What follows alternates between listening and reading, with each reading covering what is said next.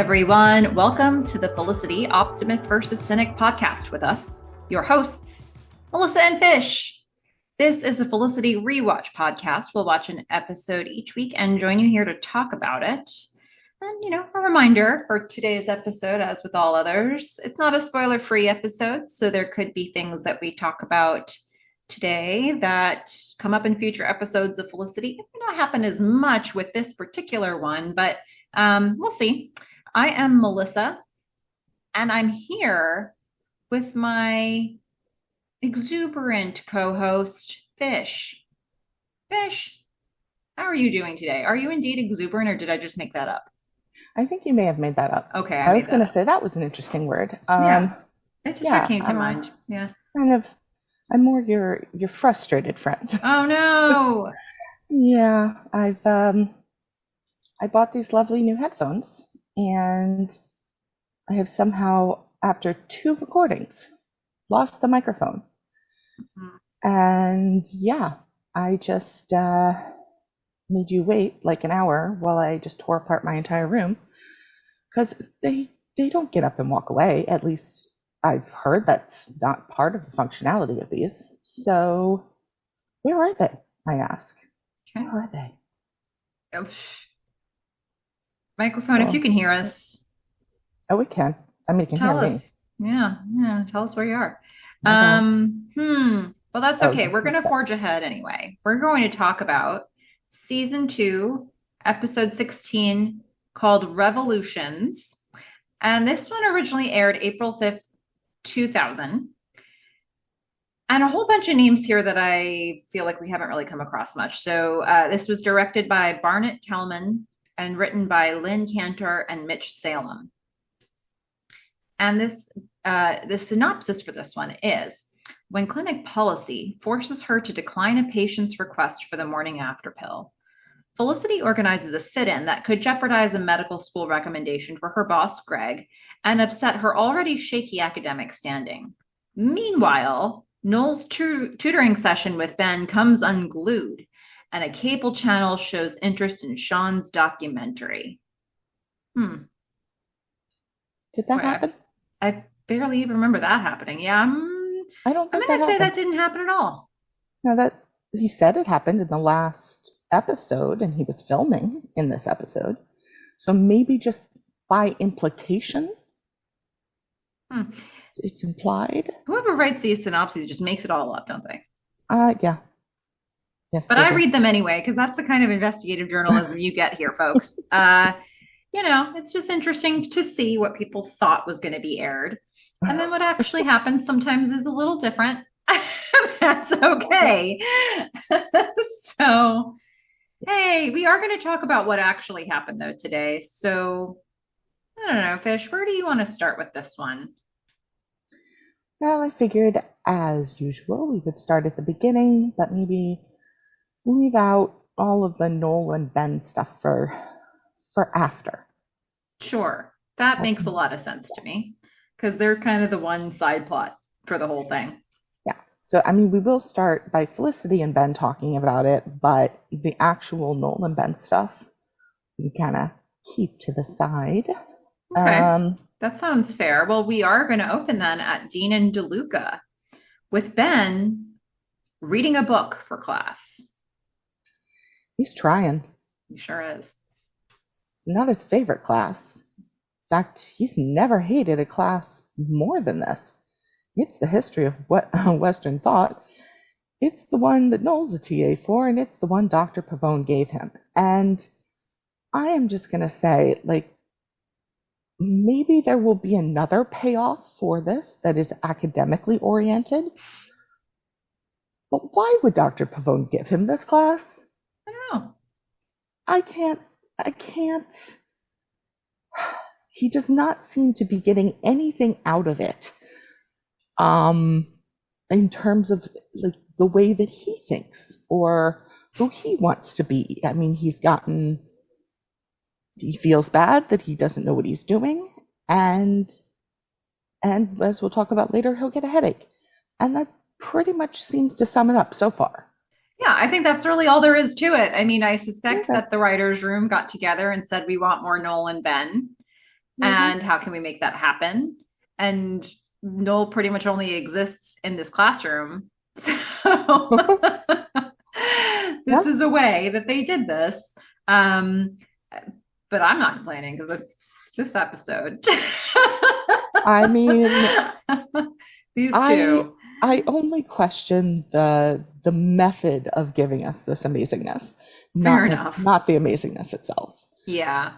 Well, but Ben's questioning it all. He's like, I don't know about this Leibowitz guy.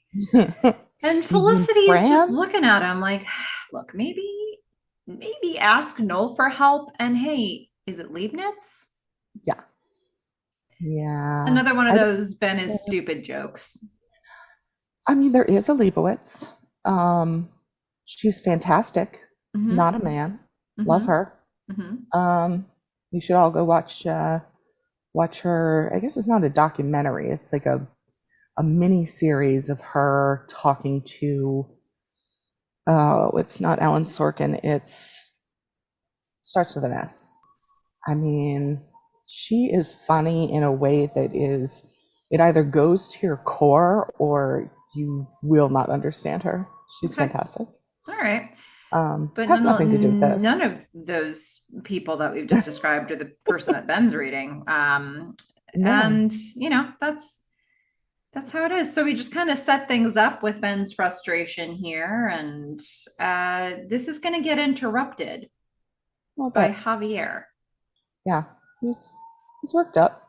That's as you would be if your handsome ex had just walked in the door. Javier's at like a level 10 right now. He is on red alert. He's like, oh my God, it's my ex. I don't know. I don't believe this is the level 10 for Javier. I feel like this is maybe a solid 5. I feel like this is the normal level. Mm-hmm. Okay, that's fair. That's fair. But it's an urgent situation. It's a bit of a crisis. His obsessive compulsive ex-boyfriend seems to has a crunch on him. Mm-hmm. Yeah. It's a one-sided or more sided on the ex's side crunch. Yes. Yeah. And so there's really only one solution to this fish, right? I mean, of course. Javier must date Ben.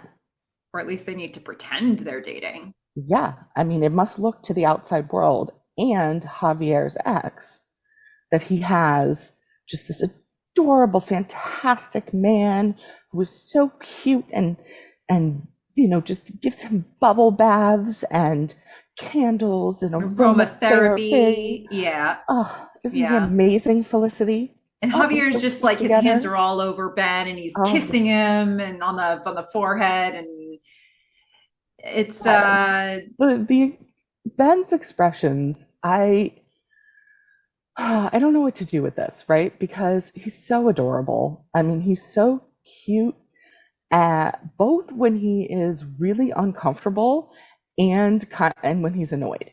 And so this entire scene, he is one of those two things. Yeah. He is either annoyed or he is super uncomfortable. And on the one hand, he's so cute when he's uncomfortable. On the other hand, having a gay man touch you should not make you that uncomfortable.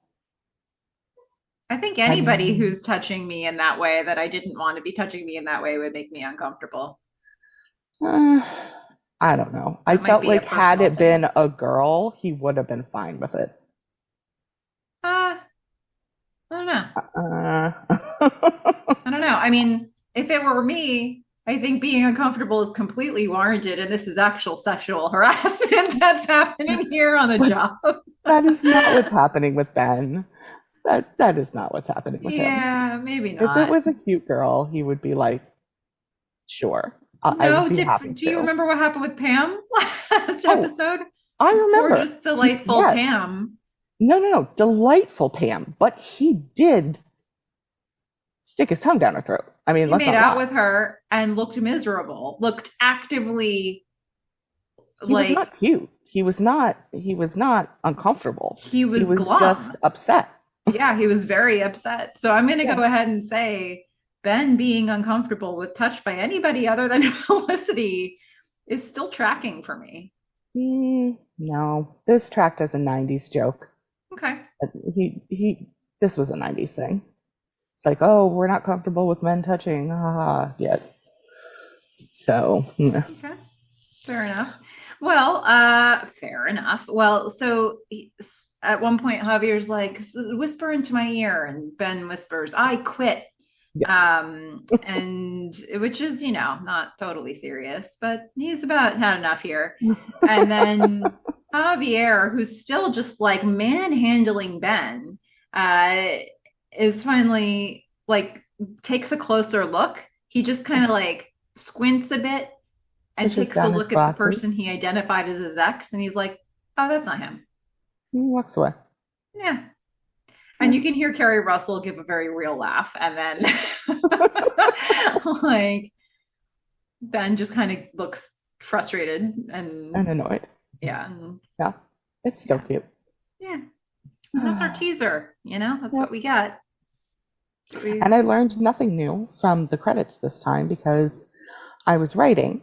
I have almost finished my notebook.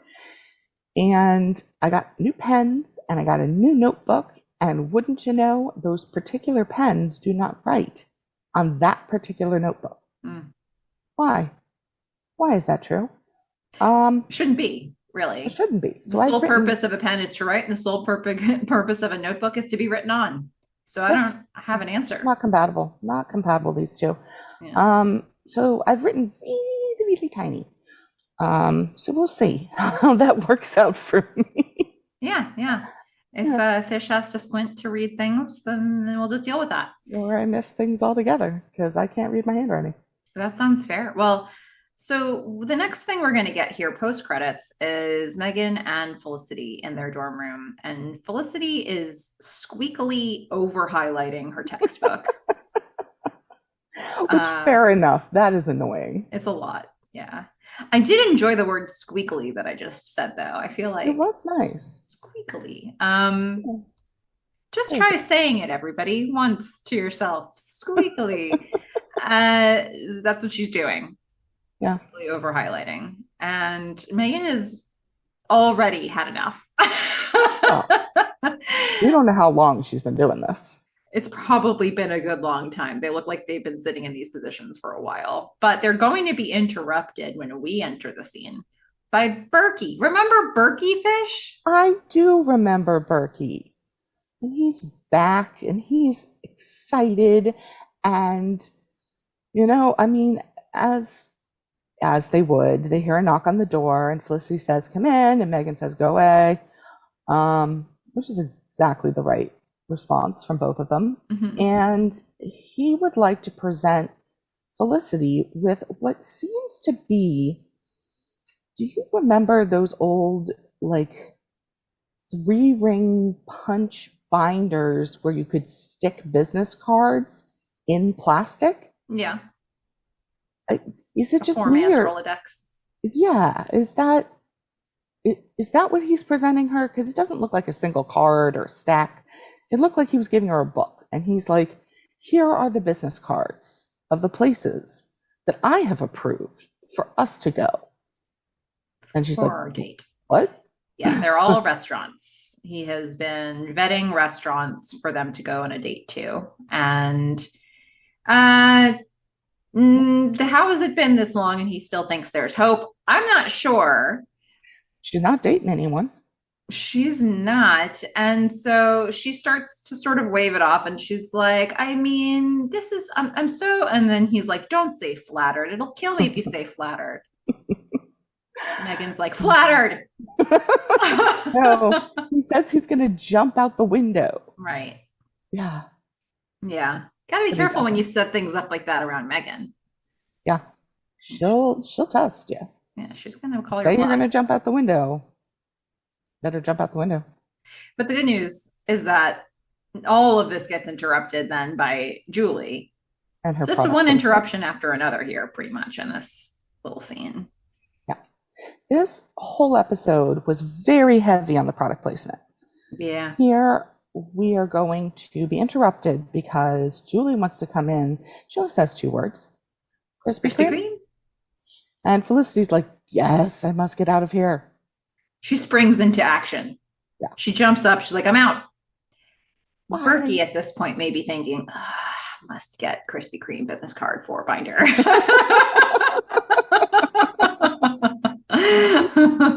Dang it. One. Yeah. Who knew? Yeah.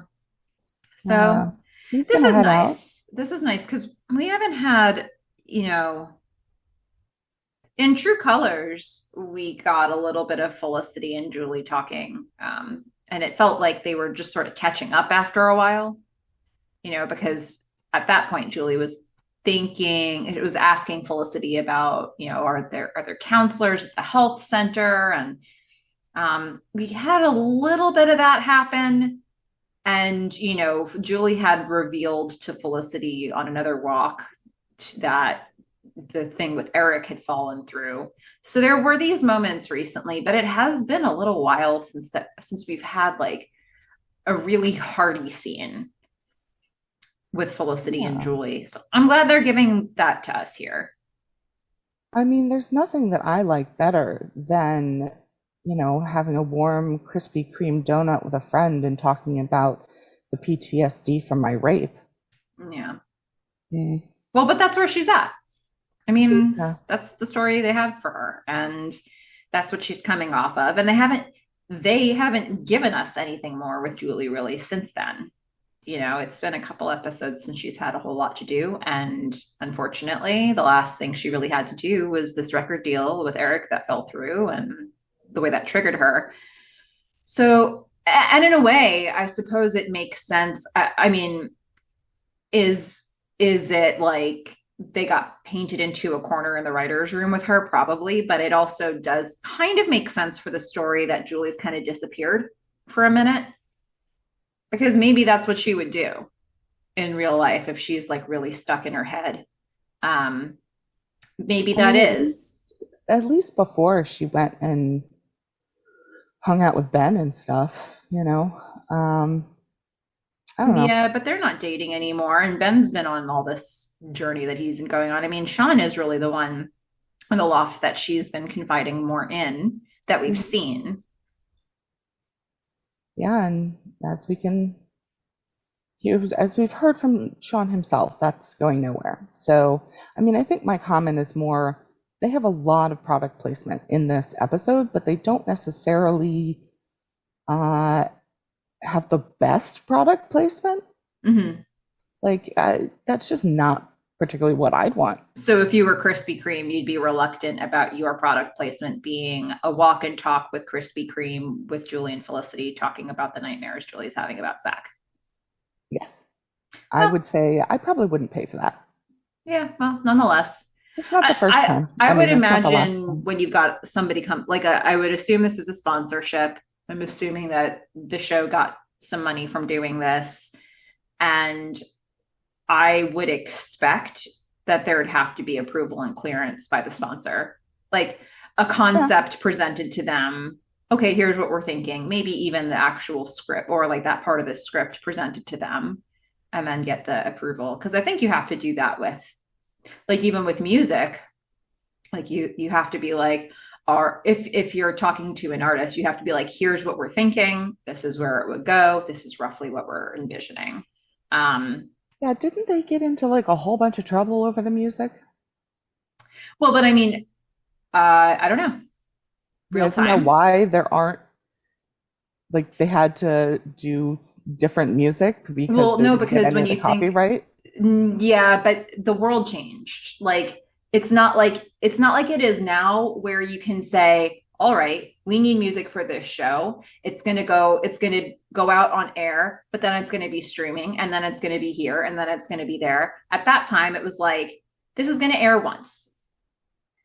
They didn't even know they were going to get picked up by other networks to do reruns. So like, let alone envision a world where streaming could happen or DVD sales could come out. Like, I don't know if they were even planning for the DVD sales. They came out like after season 1. I'm just saying a It thing may seems to not me that that have, whole industry changed really quickly because yeah. not long before this, there was like Napster, and there, like think about how aggressively and fast the entire music industry changed. And then maybe sort of just after that, um, how we started consuming TV changed. So both sides of this equation changed very much, very, very quickly. And I would say if you look at how we're consuming this information today, it looks absolutely nothing like what it did in 2000. And how could they have known? I don't know. Like, I could absolutely see a world where the contracts that they signed when they were getting those original songs didn't account for the things that needed to be considered, once they started to look at other formats for the show. And yet, Krispy Kreme's still here. Well, can't really pull that out, right? Yeah. That was baked into the episode itself, if you will. Is that a pun? Almost, sort of. Yeah. But so they're having this walk and talk. Julie's talking about these nightmares of Zack, and honestly, this isn't new information for us. This is resetting where Julie is, because she's already had the conversation, like, hey, are there counselors at the health center? And basically what we're getting here is Julie hasn't been to them yet. I thought she said she went twice and she was going back for a third. No, that was for when it originally happened with Zack. So like last year, she went twice. She was supposed to have a follow-up. She hasn't been back to a counselor since the conversation she had with Felicity at the painting party. But she's actively sought out Felicity for this conversation to have this particular talk. And she's, she's saying, like, I haven't been to a counselor yet and I'm just not ready. And yeah, that's kind of where we're going to have more than one Julie and Felicity talk in this episode, but this sets it up for us. And good donuts as they finish the scene. Mm-hmm. So yeah. Then we're just going to move ourselves right from that conversation to Felicity being in the health center and being approached by Lane. Okay, remember when I kept thinking that Lynn was Lane? Well, this is Lane that I was talking about. She is from the Gilmore Girls, only now her name is Leila. So if I call her Lane or Lynn or Leila, I'm talking about the same person. That's good to know. Right there. That's good to know, because the way you just broke that down might have spun some of our heads around, but that's okay. We are being introduced to Leila Foster, who you know also as Lane from the Gilmore Girls. Yes. And that name is close to Lynn. Okay, I see where you're going with this. So Leila in Foster, episodes, I kept calling Lynn Lane. Yeah. Well, yeah. There is no Lane in this show. Okay. I'm here to tell you. Yeah. Lane is not a thing in this show, Felicity. But Leila approaches the desk where Felicity is working because she wants to make an appointment. And she wants to make an appointment for the morning after pill. Conda broke. She's got to get this done. And the first appointment Felicity thinks they have is at 6 p.m.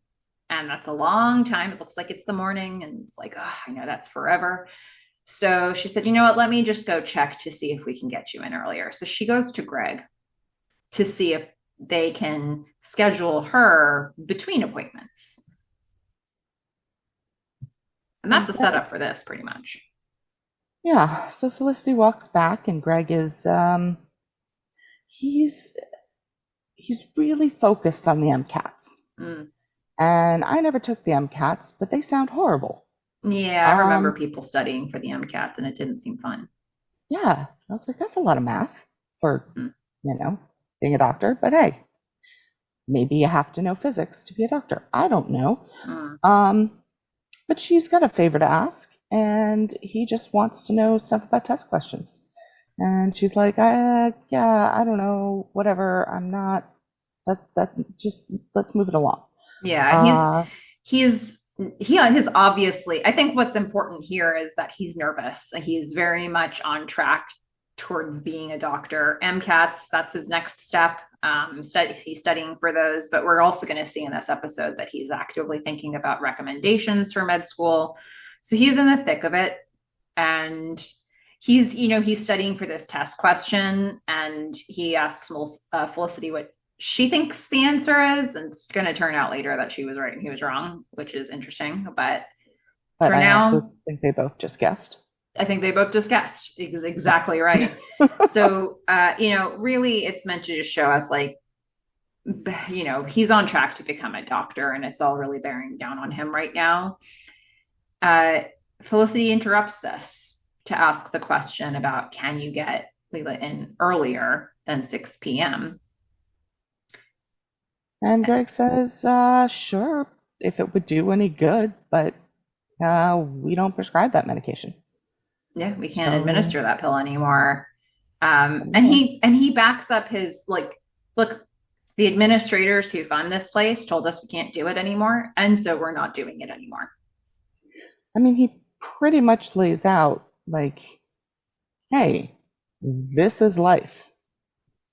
I think that they did a pretty good job through the character of Greg of explaining where bureaucracy comes from. Like, or it's a fact. They show you, they really show you the pressures on Greg in a way that, look, it's tough because, Fish, you and I have way more forgiveness for and maybe even appreciation of Greg than I think a lot of the people who listen to this have. So I wonder at what points Greg kind of loses people, because I know that Greg is perceived as this really pompous character. And there are moments when he comes across as that, but I did not see that from him in this episode. I saw from him a guy who, it's like, look, I get my funding from these people who say we can't do this. So it's like very clear cut for him operationally, where it's like, well, I have to pick my battles here. I win basically none of them. Like 0% of the battles I try to pick, I win. And they're giving me all the funding to run this place. And here's what I'm dealing with. Yeah, he's very matter of fact about it. He's like, he doesn't get emotional about it. Maybe at some point he did, but he's been through the ringer on this. Yeah. So Felicity is very emotional. She's got a personal connection. She,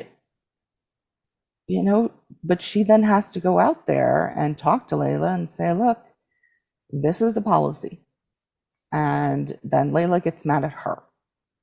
Yeah. Felicity's move is like, look, you'll have to go see a doctor. I can give you a list. And Leila's like, well, the point of me being here is that I don't have insurance and I'm not able to go see a doctor. And she is frustrated. And Felicity gives the line every volunteer says at some point. Yes. I'm just a volunteer. Yeah. That's the thing. The person that you're reaming out on the phone in the call center, or the person who's manning the front desk, is not the decision maker. And so it's just like, it's the only thing Felicity can say in that situation. I mean, she also says sorry about 5 times, but she's just a volunteer. And guess what? Like, Greg doesn't have any more power than her. Yeah, it is. I do so wonder, listeners, what you think about Greg in this particular, like, I know so many of you think Greg is this pompous guy. I think in this episode, Greg is sort of, it's like he's the foil to Felicity's plan. So you could think like, oh, he's ruining everything Felicity's trying to do. But on the other hand, it's like, well, Greg has no power. He's, the most hamstrung of everybody in this whole episode. So it's just, in a way, Edward Porter is kind of in a similar position. I Yeah. think Edward Porter comes across with far more bluster. I think Greg comes Yeah. across very matter of fact. And so I have a lot of sympathy for Greg in this episode because I'm like, man, what a day for this guy. No. Like he's watching his path to med school like go down the tubes. His entire job is on it's like, oh, the health center's closed today. Great, nobody will care about that, you know. Like, Mhm. this guy, he's on the hook for all of this. So it's so tricky for him. Yeah. And this is,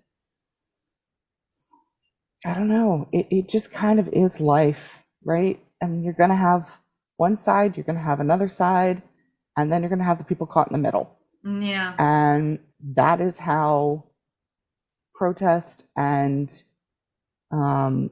public pressure versus entrenched, power and money work. Yeah.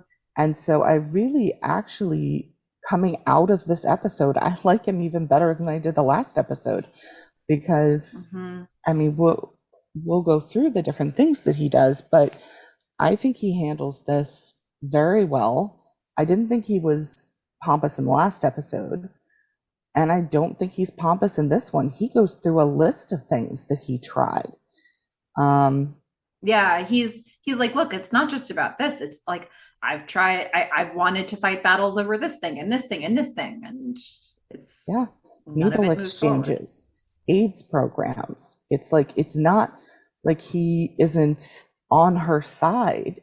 He just, he has lost this battle so many times. And, great. I mean, this is going to kind of blow my like great reveal at the ending. Great, they win. So what? Like, you still don't have needle exchanges. You still don't have an AIDS program.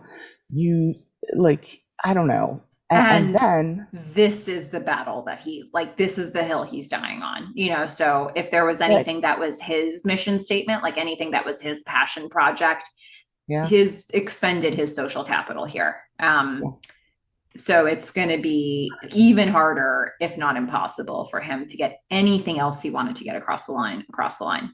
yeah. But And he's doing it for Felicity and backing her up. yeah, he's doing it, I think, because he sees her passion and he doesn't want to fully quash it yet. And there's some momentum. A lot of the time, it's about jumping on momentum, right? Mm-hmm. The thing is, when you look at how change actually happens in this episode, Mm-hmm. it only happens because a trustee calls in and says, I'm powerful and have money, and now I want you to change this policy. Mm-hmm. Nothing about this does anything to change any systemic issues around power and money and control. And I feel like there's been a change in the way that people protest. You've got all your different kind of movements that have come out of the woodwork, and none of them are really effectively pushing their agenda forward. And we still have to have these big societal debates about it. And Mm-hmm. so for me, I don't know, this whole episode fell a little flat because I think that as a society, we are beyond, even high schoolers are just beyond this being a success. I think that looking at this with a 2022 lens is also problematic because even things like, for example, social media, which exists now, did not exist then.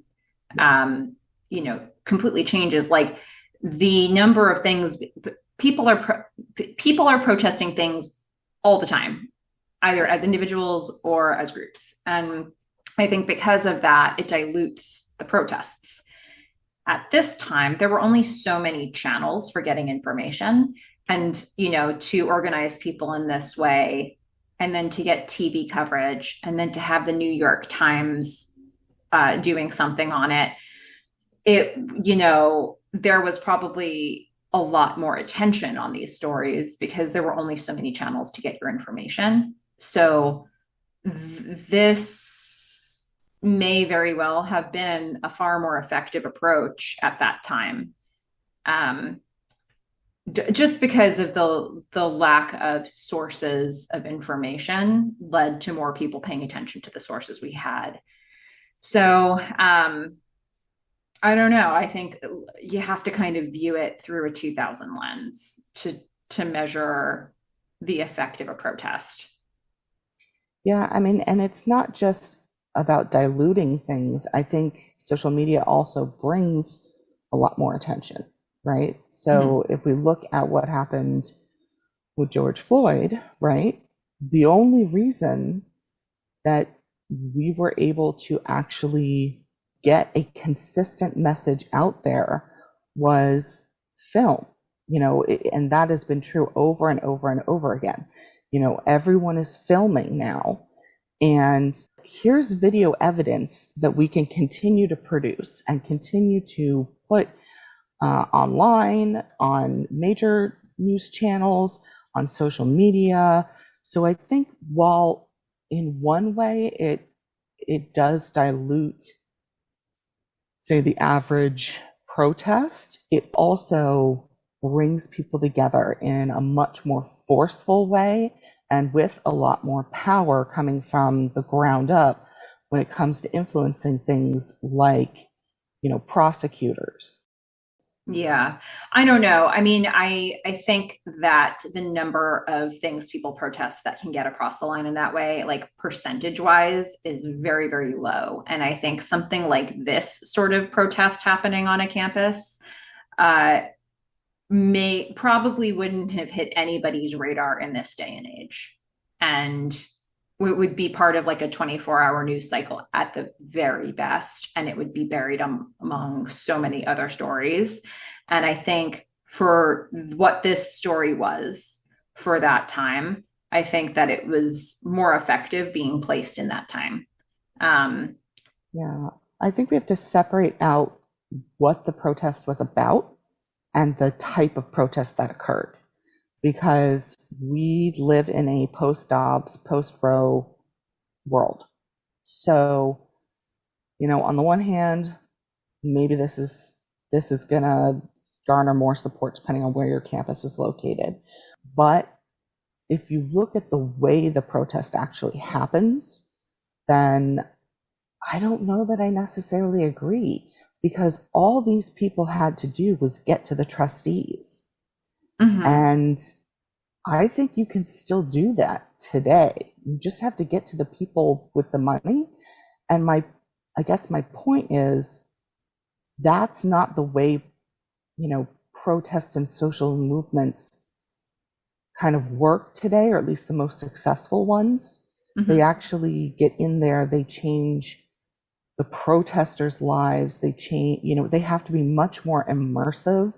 They involve culture and art, and it is long term, and it Yeah. is institutional and set up because they can't just have a sit in, because it Yeah, doesn't but I do think that's anything. why you have to look at this through the lens of 2000. I think looking at this through the lens of what would work in 2022 is not that useful for this episode because But the whole I don't think it worked in 2000. I think for me as somebody who's done a lot of social media marketing over the years for businesses, I think that there's uh so many people trying to get their voices across on some of these platforms that while if you go viral, you can get a lot of boost, nobody goes viral. Like it doesn't happen for the average person. And so you end up getting buried even with the channels that we have now. And I think I see this method having a chance to be far more effective for that time period. Um, But I I, don't think I it was effective. certainly haven't done any, to be honest, I'm like super not a political person. So I've done absolutely no research on effective methods of protest. But when I just look at like the volume, like as we've had more channels to get information across, that has for most people pushed them down further. And in this story, I do believe that this type of thing could get coverage through this method because there weren't as many ways to get the information out there. Yeah, I guess my point is it's not so much about the coverage, it's about what the end result was, which is the rich people said don't do it, and then the rich people said okay, you can do it. So And what the we're reason that trying, the rich people said that they could do it was that they saw Julie on TV. but that should not have been how this was resolved. In But today's media coverage protests, does tend to be the power that people wield over people. And like at the point when something, at the point when you involve media, that is in many cases and in many storylines and many TV shows, that's been like a threat. Like, I will bring this to the media or we can resolve this. In this case, it was brought to the media first, and then the trustee saw it and felt pressure. And it was creating backlash of some sort, probably against the trustee. And so the fact that this news channel came in and Julie was an effective spokesperson and the trustee saw it, and we don't know like how many calls the trustee then got about this, but it was enough that ultimately the coverage is what led to the trustee having this on their radar. again, I think that we're past that being the outcome.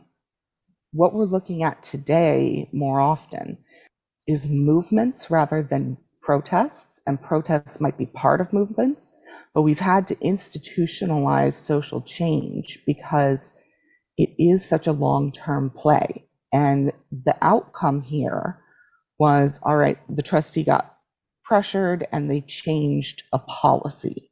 But what we would want the outcome to be is it's not up to the trustee. Mm-hmm. Like diluting the power down to the level of the person who is most affected by whatever it is and also competent to make the decisions, and changing power structures, because I'm gonna just throw a guess out there that trustee was neither a female nor a person of color. And so making sure that the levers of change and the people in the position to make decisions are more representative of the people who actually have to bear the consequences of those decisions. And so it is a little harder to have a national debate about that, but at the local level, I think that this is something that, a lot of groups are trying to do.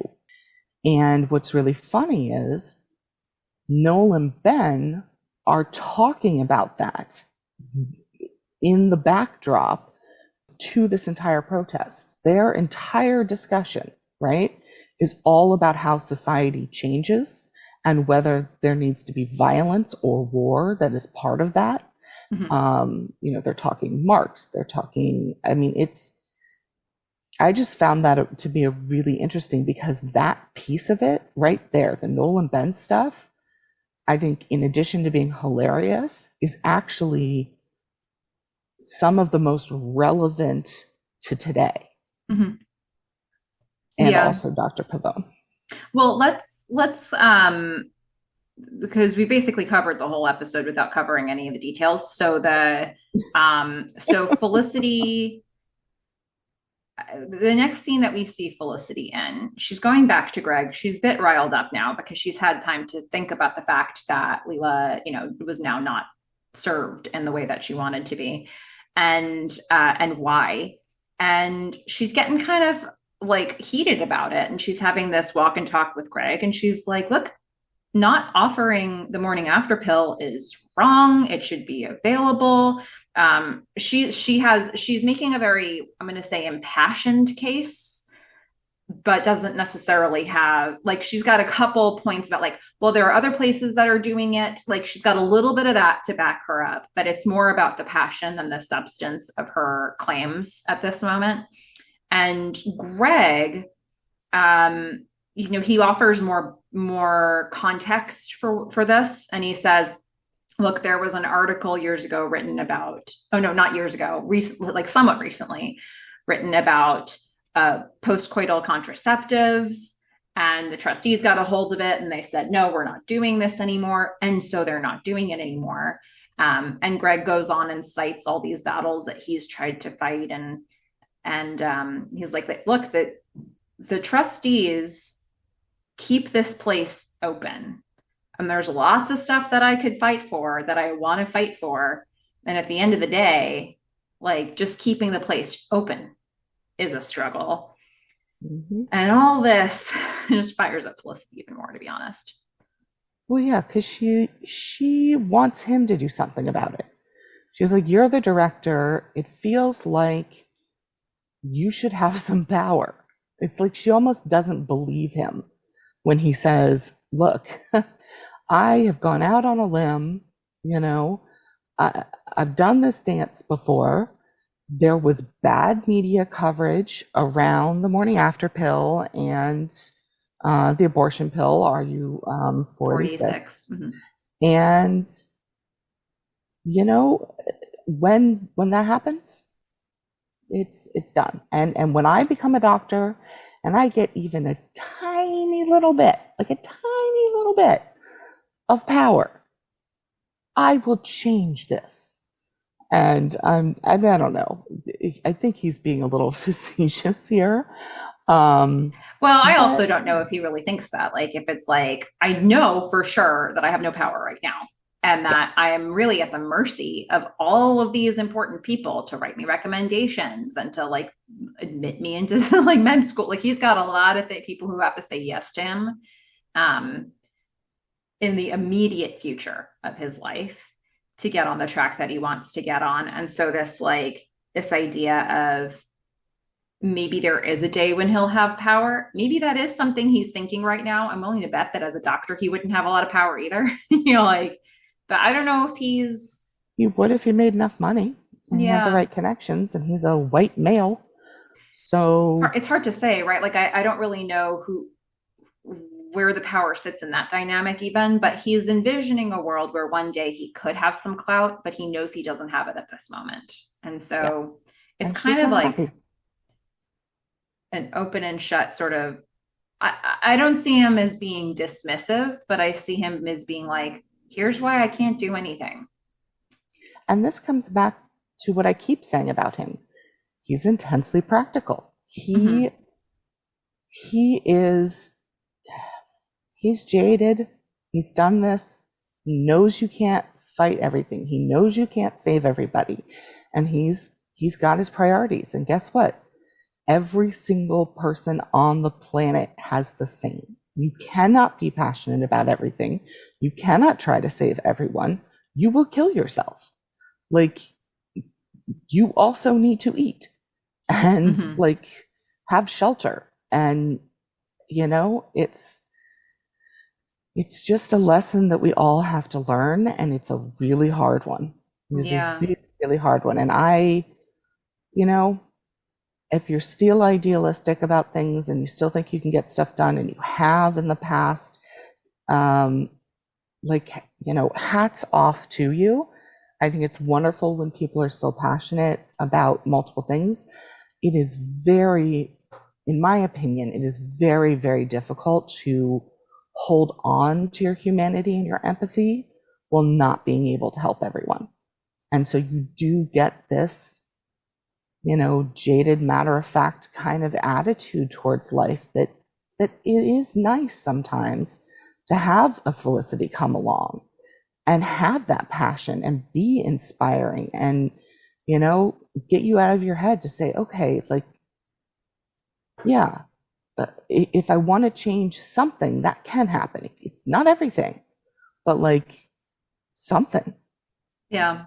Well, we're going to move from here to Pavone's office, which is sort of I would say, a critical scene in this episode where Felicity is once again having another impassioned speech to Pavone saying, she's basically running us down everything that we've already learned in this episode about, what's not available and why it's so important and how Greg's not doing anything about it. And Pavone's just like trying to light a cigarette. Yeah. Having a really hard time doing it. She can't find her lighter. She's like, You're funny. You're presumptuous. Let me find my lighter. Well, so the first thing she says is, so you've discovered an injustice. And it's so like patronizing. It's so like, I see. I see what today's conversation is going to be about. You've discovered an injustice. And then Felicity keeps clucking, and she's like, and Pavone's like, you're funny. You're fun. And Felicity's like, I'm funny? Like, like that's not the point of this. And what Pavone's trying to get across here is like, it's not Greg's battle. And yeah. Felicity gets even more riled up at that prospect. And she's like, he leaves this health center. It's his, and Pavone's like, what I am saying is accurate. This is not Greg's battle. Like Pavone is easily reaching her limit here. Yeah. But she does finally find her lighter. Mm-hmm. And she gets a puff. And both her and Felicity just sort of settle down just a little bit. And it lets Felicity have a second to go, oh, I'm supposed to do something here. And Pavone just gives her this knowing look like, yes, Felicity, you are supposed to do something here. Thanks. And it's funny because it sits with Felicity for a moment. She's like, oh, man. I know. She looks so upset that, like, she's going to have to do something. Yeah, that was the reaction that I had to her reaction as well, where it's just like, that was not what I was hoping would be said here. Like, this would have been so much easier for me if I could have just made Greg do this. Yeah. And it's like, nope. No. That's not his battle. It's not his battle. It's yours. But guess what? You're passionate about it, so guess whose battle it gets to be? Yeah. So we get to our little research montage. It was like the equivalent of like the sports training montage that you get in movies where somebody like has to get all buff or ready for the big competition. Felicity, but in this case, it was just Felicity researching different websites to music. So, okay, the music was really upbeat and it bothered me, but I'm actually now thinking back on it and I feel like the Rocky theme would have been perfect. I think that's the point of something like this. I think the point is that it's meant to be like uplifting, and this just like the hero transforms sort of like moment. And I think when I looked at it with a lens of like, oh, I've seen so many movies where this is like people lifting weights and like going for runs and stuff. And you just, you know, that montage has to happen. I find it interesting that they made this look interesting because, or at least as interesting as they could, because all they were getting was shots of her looking at a computer over and over and over again. You know, they would show you different headlines. You could see how the headlines were progressing. She was looking up blockades. She was looking up, by the end, she was looking up more tactical solutions like blockades and sit-ins. And in the beginning, it was more like general knowledge. So you could see her upping her skill level, if you will. Mm-hmm. And then they would like pan between shots of her face and then shots of the screen. It was like, how are they making this interesting? But again, when viewed through that lens, it's like, all right, I see what they're doing here. I would have preferred the Rocky theme, but she basically is like, dear internet, what is a protest? Yeah. And then just sort of goes from there. Yeah. It's kind of like when she was like, dear bookstore, tell me how to do sex. Mm-hmm. It's kind of like, why don't you go talk to someone maybe who's like actually an organizer and like does this and maybe has, I don't know, people who might be interested in showing up. Yeah, but then they couldn't have done that in a montage because they would have needed to give us dialogue and introduce us to people. Here, they could just put her at a computer screen. That's fair. Yeah. And cut between her face and the screen a bunch of times. And it's also her personality. Yeah, this is who she is. She's like, I want to know how to do something, must look at book. Yeah, that's how she does it. It really is. She's her. In fact, in a way, this episode had a couple of like callbacks to that exact episode that you're referring to, the Give Me a No episode. There's a thing Elena says later that I was like, oh my God, it's straight out of Give Me a No. But so we have this whole montage, and then it's meant to be sort of like, okay, there was before the montage and after the montage. And after, Felicity knocks on Leila's door, and she checks in. She's like, did you get what you needed? Leila says, yes, got it from Planned Parenthood. And she's like, More product placement, although I doubt yeah, Planned Parenthood had to pay for that. probably not. It felt more like the PSA sort of thing that they've done before in other episodes, where it was like, this is where you would go.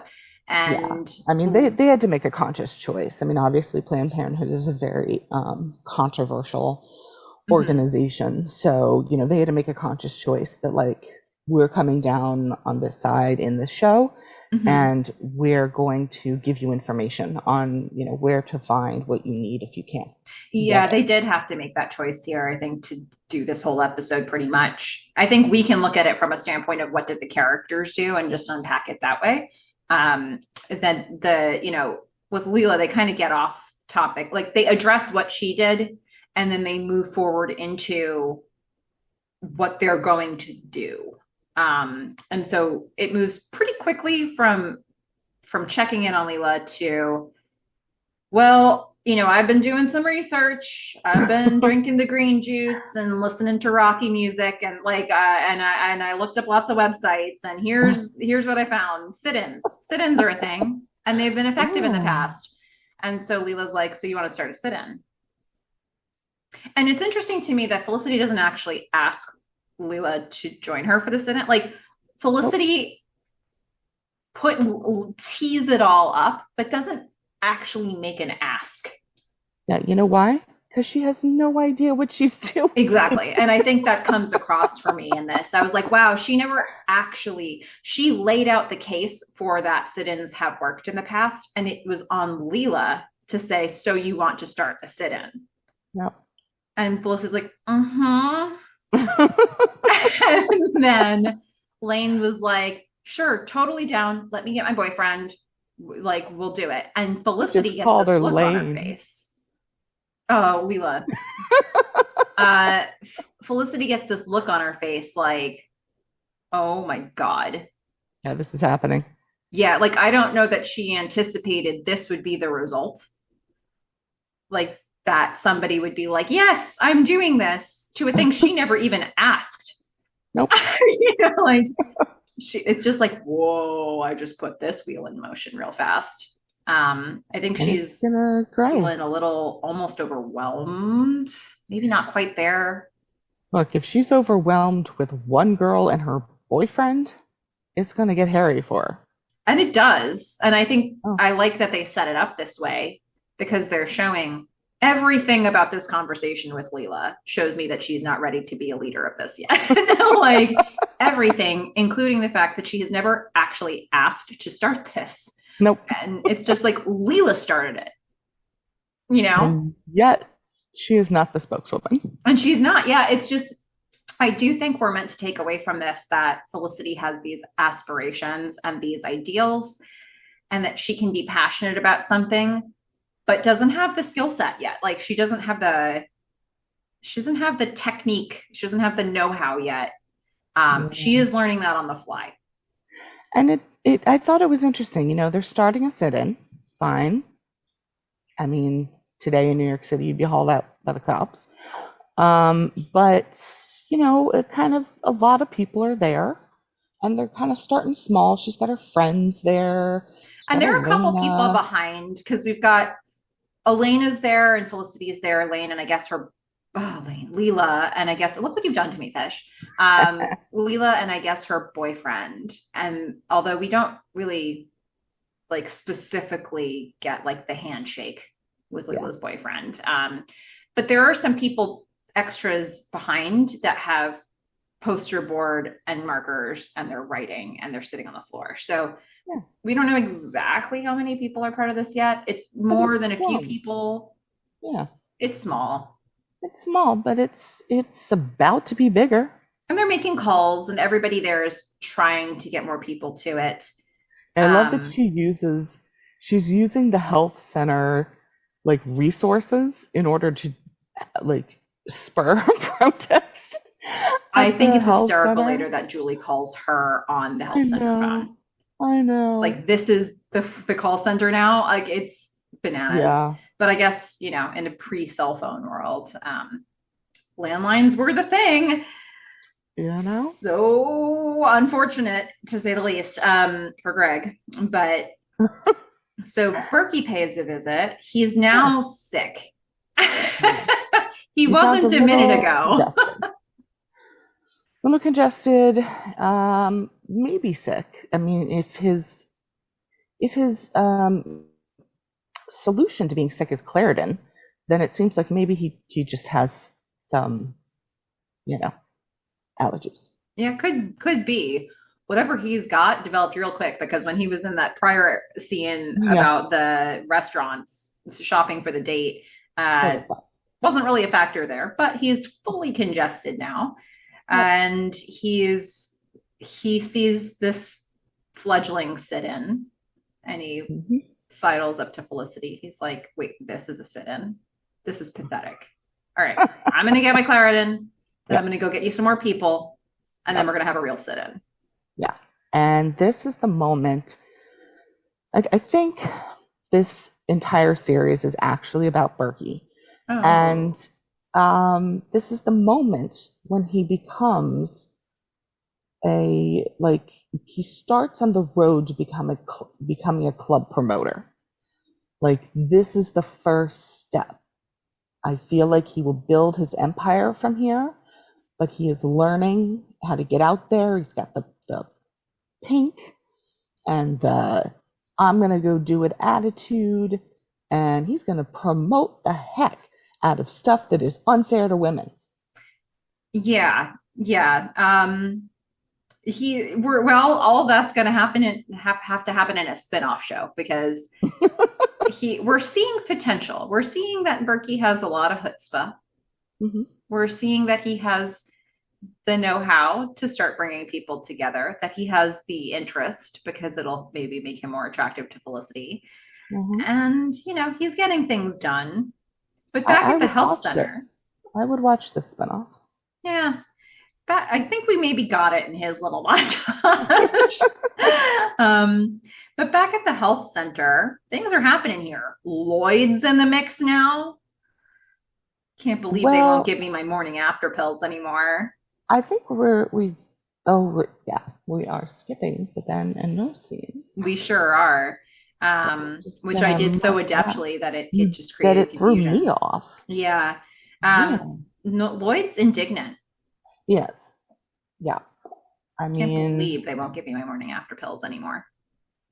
And then once Felicity tells him they're only for women, he no longer seems so interested. I mean, this is not an ailment he can have. It's like he only cares about the things that could be wrong with him. Yeah, I mean, I feel like I've been on Lloyd's side so far. Mm-hmm. Like, he had a very nice haircut in the last episode. But here, he's not there for women and their empowerment and or whatever. He's there for his stuff. Yeah, it's not all about Lloyd today. Shame on you, Lloyd. And so there's in other news, the New York Times is on the phone, probably the health center landline for Felicity. Yeah, I was like, oh my goodness. You've been there how long? And the New York Times is calling you? Really? Seems like a lot, but they needed to move this thing along. And then this is too much for Greg now. Greg's like, look, you're disrupting the health center. And she's like, well, yeah, that was the objective. Kind of the point. And he's like, but here's the thing about that. This is an especially bad day to do that, because John Simmons is coming by. He's an important guy who's going to write me a recommendation for med school, or he's supposed to. Mm-hmm. He's coming today, okay? So you're going to need to stop this sit-in, because everybody could get in lots of trouble, and John Simmons. Well, I mean, okay, this is just another reason. I mean, it's another thing. Felicity's not the most experienced. And, the point of a sit-in is to disrupt the functioning of what the trustees care about. right? It's why the truckers block the freeway. It's not to disrupt the functioning of a free health clinic for which you are trying to get more resources. So just generally speaking. Because in reality, the lesson then becomes, oh, so the health center doesn't need to be open every day. Or any day. Oops. Right. Yeah. So especially if people are then getting done what they need done in other places. It's like, oh, okay, so we don't need this anymore then. Cool. Yeah. Right. See? Yeah. It's her first. We're poking a hole in this already, and it's not looking good. Yeah, it's okay. She's learning. I think this is very much the point of this, though. It's like, well, she's got this passion. She has no clue what she's doing, and she doesn't really necessarily understand enough about the way the systems are working to even really she's done her research, but she's missing the landscape, Well, she's missing the practical experience. Yeah. And who's going out and getting that practical experience? Burkey with his wonderful bright pink flyers, just telling everybody. Every human he encounters that all of them to join this sit-in. That something is unfair about women. It's unfair to women. It's unfair to women. He doesn't actually say what any of it is. No, he's unfair to women. Unfair to women. In fact, if you're going to hand out flyers and tell somebody something's unfair to women, I'd be like, I don't want that flyer. Right? Am I wrong? Yeah. I don't know. It was not quite. Well, then I'm not taking your thing. Yeah. Give me something fair to women, and then I'll take it. Okay. Yeah. Burkey. Good. See, this is where we need the marketer in you. Yeah, Burkey could have taken some lessons here because he ends his little speech with, "Bring all the girls you can get." Yeah. Come on. It's true. Well, back at the health center, John Simmons shows up. Yeah, he does. He's looking stern. He's having a stern conversation with Greg. This isn't good for Greg, because John Simmons is here. I like how you say his name. I'm so enjoying John Simmons, who has really no function except being a huge threat in this episode. And maybe he's a lovely man. I don't know, John Simmons. He doesn't sound like a lovely man. Probably not. No. There's a lot of lore about John Simmons. It's being created as we speak.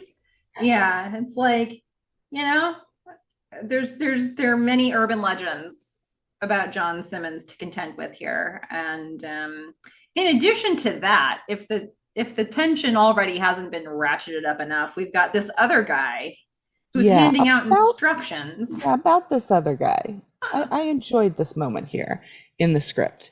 Mm-hmm. In the script, and this is how much the writer's room seriously cared about protesting. Mm-hmm. This guy is called Long-Haired Guy. Oh. No name, nothing, just long-haired guy. They just knew they wanted somebody with long hair. That's all they had. Well, here's the thing. He is the only person who is actually a real organizer. He knows what he's doing. Yes. He shows up. He's like, here's what you do when the cops show up. He shows up with a guitar. After he shows up, all of a sudden there's chanting. I'm just saying, this guy was the guy you wanted to go to first. And he probably would have told you not to sit in the middle of the health center. Yeah, he's trying to help. Once we meet this guy, now we're getting even chanting outside the health center. And, exactly. And he's handing out right now instructions for getting arrested, but he's also going to be the guy with the tunes. Yep. He's come prepared. Guy is an actual organizer as opposed to everyone else involved. Yeah, he's literally the only person who has any clue what's going on. And it does kind of freak people out a little bit, what to do when you get arrested. They're like, what? I know. Arrested? Yeah. And then we're going to ratchet up the tension even more because, so Julie calls Julie calls the health center landline. I did not know who that was because at that point the background noise had gotten pretty loud. I was like, all right, Well, this and that is was picking on up. purpose. So what I find really funny is that Julie calls the health center phone, the health center landline. Yeah. Somebody hands the phone to Felicity. Felicity is fielding a question from Julie about whether the sit-in's still going on and whether she and Sean should show up. And Felicity's like, hang on, because Felicity is distracted and she's looking off to this conversation that Greg and John Simmons are having.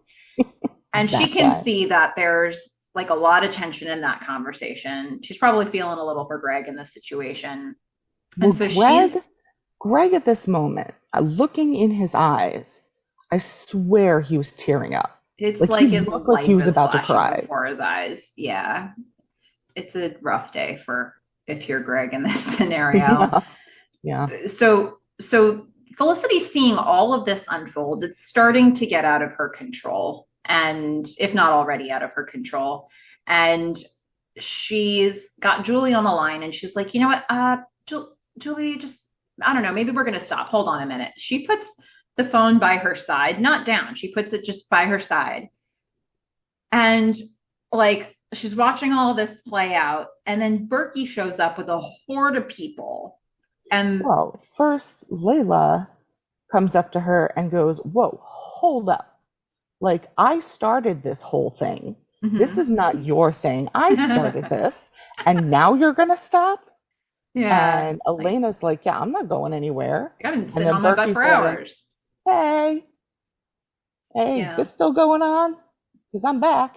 Yeah. And so all these people show up, and now the volume has gone up a lot in the health center. And you can hear they dialed up the sound on Julie's voice. And she's like, Felicity, like, because the phone's still by Felicity's side. And she's like, oh, yeah, Julie. So now that there's all these people here, and this is now fully out of Felicity's control, she's like, you might as well just come. Yeah, you just bring Sean, okay? Yeah.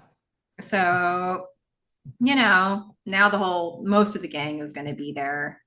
And Ruby shows up. Yeah. We're gonna see another shot. Now we're gonna see a shot from outside the health center to see the people chanting and picketing outside. Mm-hmm. And it's growing. Then we go to Ruby actually at the sit-in making a poster, which causes some conversation with Elena. And she's like, you know, I'm sure you guys think I'm crazy for making the choices that I'm making. And Elena's like, oh, I think your life's going to change. Well, so Ruby first starts there and she's there and Elena's just like, surprised you're here. And mm-hmm. Julie has this like nice snapback moment where she's like, yeah, because she thinks just because you're having a baby, you don't support any of this. And then Ruby's like, oh, you guys must think I'm crazy. Yeah, we've got three women with different experiences, all just kind of reacting to each other. And I thought it was a nice little moment to say, you know, people have different opinions. But also that, like in Ruby's case, there's a complexity there to like, I made a certain choice and I'm supporting people's ability to make a different decision than I did. Like she's saying, I didn't choose this for me, but like, am I here because I think this is like an okay thing for me to support? Yeah. Like, it's like, I don't have to make this decision myself to want it for other people. So I think there was this really interesting, I think it was a really like adult way of looking at like just because I make a certain choice doesn't mean anybody needs to make the same choice that I do about like this or any topic. Right. So she's supporting a cause that isn't lined up with how she chose to handle her own situation. And that's fine. Like, yeah, I think a lot about like, you know, women's movements in general. And like, for example, women who stay home with the kids, mm-hmm. right? It's like, this is a full-time job. And then they, you know, other women who think they're better women, like more female, I don't know, are like, well, why aren't you also working? Like, how could you make this choice? And it's like, wasn't the whole point that I got a choice to like stay home, which wasn't Yeah. that. And I have the same, like, I think about basically every topic. I think it's always more interesting to look at um, the complexity.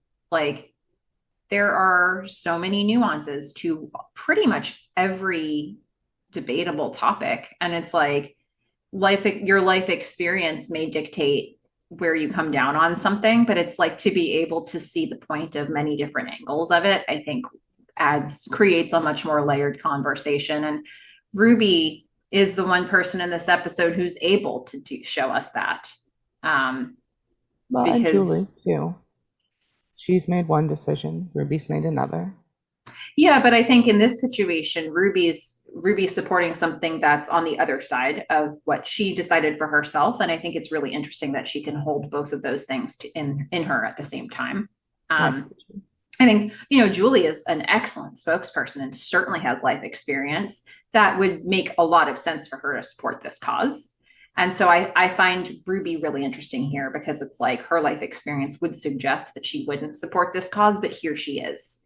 And it's like, wow, and maybe that's because she is so very close to having to weigh all the sides of this out for herself, like I just love how you keep giving Ruby complexity where I just it don't says think maybe there isn't is. deserved. I feel like she's there because everyone else is. And I know that sounds bad. Maybe, but here like, she is having to answer hard-hitting questions about why are you here from like the likes of Elena. Like, I wouldn't think you'd be here. She's like, what? Why? Like, why not? he didn't answer that. Julie answered it. Mm-hmm. Fair But, enough. still, I think if it was a different character, I would give you that. But maybe I'm adding too much to her. I love that you were so optimistic, that you were like, look at this character who is taking in the complexity of all that's going on and not just hanging out with her friends. When all the time we've only referred to her as simple. Yeah. Okay. I see what you're saying. I see. Okay. Maybe I've gone too far. It's fine. Well, so we come back here to Felicity, I guess, has fielded another official phone call on the health-centered landline. And she's spoken directly with the administration. But it doesn't seem to be Dean Allison, because whenever Dean Allison calls, that's like a thing. It's a different thing, yeah. But the building has seemed to have called her. Yes, the administration itself. Yes.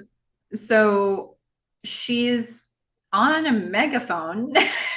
Yep. Which I'm guessing long-haired guy probably brought. Yes, absolutely, 100%. Absolutely him, yeah. And he, well, so she's basically just saying, "Hey guys, we talked to the administration. They don't want to respond to us. Yeah. Thanks for your update, Felicity." Yeah, I know. Hey everyone, I have nothing to say. Yeah. Sean's recording it all though for posterity. And then the cheerleaders from, the first episode that Julie almost had to room with. Oh my goodness. They jump in. Cheerleaders are back. Be aggressive. Be aggressive. Be aggressive. Mm-hmm. That's right. Because, this is what you do at sit-ins. And look, they are bringing what they can. This is what they have to bring. These are their... Good on them. Yeah, these are the skills they've brought to the table. I do notice Sean filming, and he's taken an extra second. He's discovered Megan with his camera. She's going to linger there for a second, and then move on.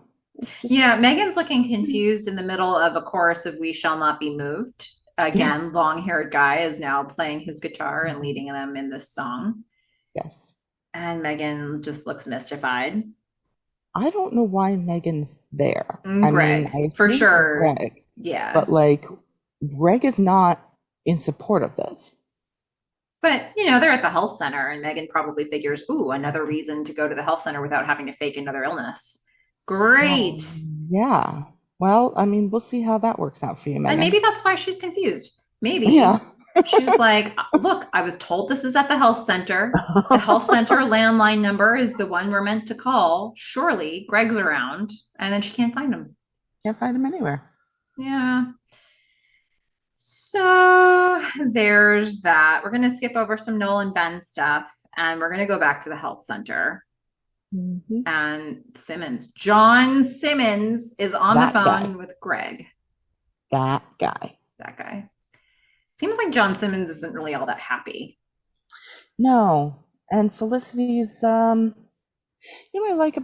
like this about Felicity in this one. She comes in, she's checking in. She's like, I understand I have made your life not happy. Mm-hmm. Right? Bad situation. You're not getting that letter, but know what she doesn't do? She doesn't say like I'm a bad person. And I appreciate that. Okay. Like for once, she's like sorry, this is inconvenient for you. It doesn't make me a bad person. Yeah. Well, Greg is like, Greg is really licking his wounds right now. Like, this is not a good day for Greg. But he says, honestly, like, the trustee, this is probably not going to work. The trustees give a lot of money to this university and they make the decisions. The money is what talks here. And if the trustees don't move on this, the university won't give in. Yeah, and he's just kind of resigned to this is happening, all right. Yes, I think resigned is a good word at this point for him. It does feel like that. It's like, sigh. Yeah, it's like Felicity's doing this. Mm-hmm. I already asked her not to, but it's happening, and I'm just, again, going to be completely practical. I got to make some calls because we're going to be closed tomorrow. Which is accurate. We're going to see there's an overnight, there's a sleepover happening at the health center. Everybody is asleep all over the place. Yeah, we got people inside sleeping everywhere. We got tents outside, which I assume long-haired guy suggested that his friends bring. Mm-hmm. We have both a filming and snoring Sean at the same time. Yeah, his camera is sort of dangling in the air, and he just sort of drops it on himself. He's snelling. Very loud snoring. And then we're going to pan across and we're going to see Julie and Felicity sleeping next to each other. And Julie wakes up from a nightmare. And Felicity's still awake because who could sleep in her position? And she's. I guess I wouldn't be in her position, so never mind. Yeah, well, she's got a lot on her plate right now. But Felicity certainly notices that Julie just woke up from a nightmare, and she's like, have you considered making an appointment with a counselor? And Julie's like, about that. No. Yeah, she's scared. She's really reluctant for whatever reason. And Felicity, of course, is going to try to give her a little pep talk here that I hated. Yeah, Melissa just yelled out, no! She's like, well, this is something that is deeply important to Felicity in a way that she manages and copes with her life. How could you be upset about this, Melissa? Yeah. What has this done to you? Well, Felicity is like, look, maybe it would help. I mean, when I leave those tapes for Sally. It's those. You're right. Yeah. Awful. Terrible. She's like, it's really therapeutic for me. And usually the harder it is to talk about something, the better it feels when I do. Because, tapes for Sally. Yeah. I feel like maybe Sally was in her head the whole time. The whole time. I don't know.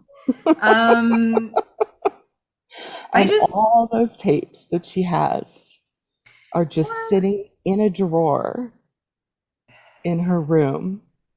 Poor Fish was trying to hear this dialogue. And the moment Felicity was like, well, the reason I leave my tapes for Sally, and I just went, no! Yep. Fish was like, what is she saying? And I was like, don't be encouraging this. And again, I had to unfortunately make her rewind and listen to it again. I apologize. I'm sorry. I couldn't hear above your screams. I know, it was a yelp, really. Okay, so we've got that. Once again, we're setting up for a future scene where it's like, hey, Julie, talk about it. You might just feel better. Okay. Well, when we go back to the sit-in, it's the next morning. There's a full-on picket line happening outside. Yep. And there's also a line that's formed inside for the bathroom.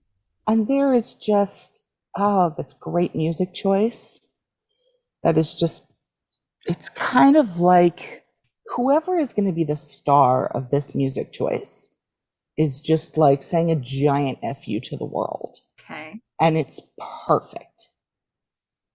Because that person is Megan. Mm-hmm. And she has just done herself up and is leaving the bathroom with like 40 other people out there. She's looking good. She's walking down the hallway. She's like, I don't care about any of you. I look great. Yeah, she's feeling good about things. And then we kind of look around and people are, it's morning, people just had a sleepover, and now like they're playing hacky sack, and we've got Elena and Julie and Ruby and Felicity playing jacks. I haven't even thought about jacks in years. I know, I saw that and I was like, I used to be able to get to 11sies. That brought me way back. I don't think I ever actually played it formally with anybody. We had jacks. I played it by myself. I would bounce balls and pick up jacks, and I had no idea what any of the rules were. But there's a certain look to them. Hard. Like you see them, you know what it is. Yeah. The rules are not that difficult. Yeah, fair enough. So it's a pretty calm, casual morning until bum bum bum. I know. I was so mad. John Simmons brings Edward Porter. Oh, I mean, I was just so mad at this whole scene. This was anger inducing up until like the last second, and then it was like, what just happened? So John Simmons has put a little pressure on Dr. Edward Porter, because actually John Simmons was in part, he helped Dr. Porter get his job that he's no longer doing. No.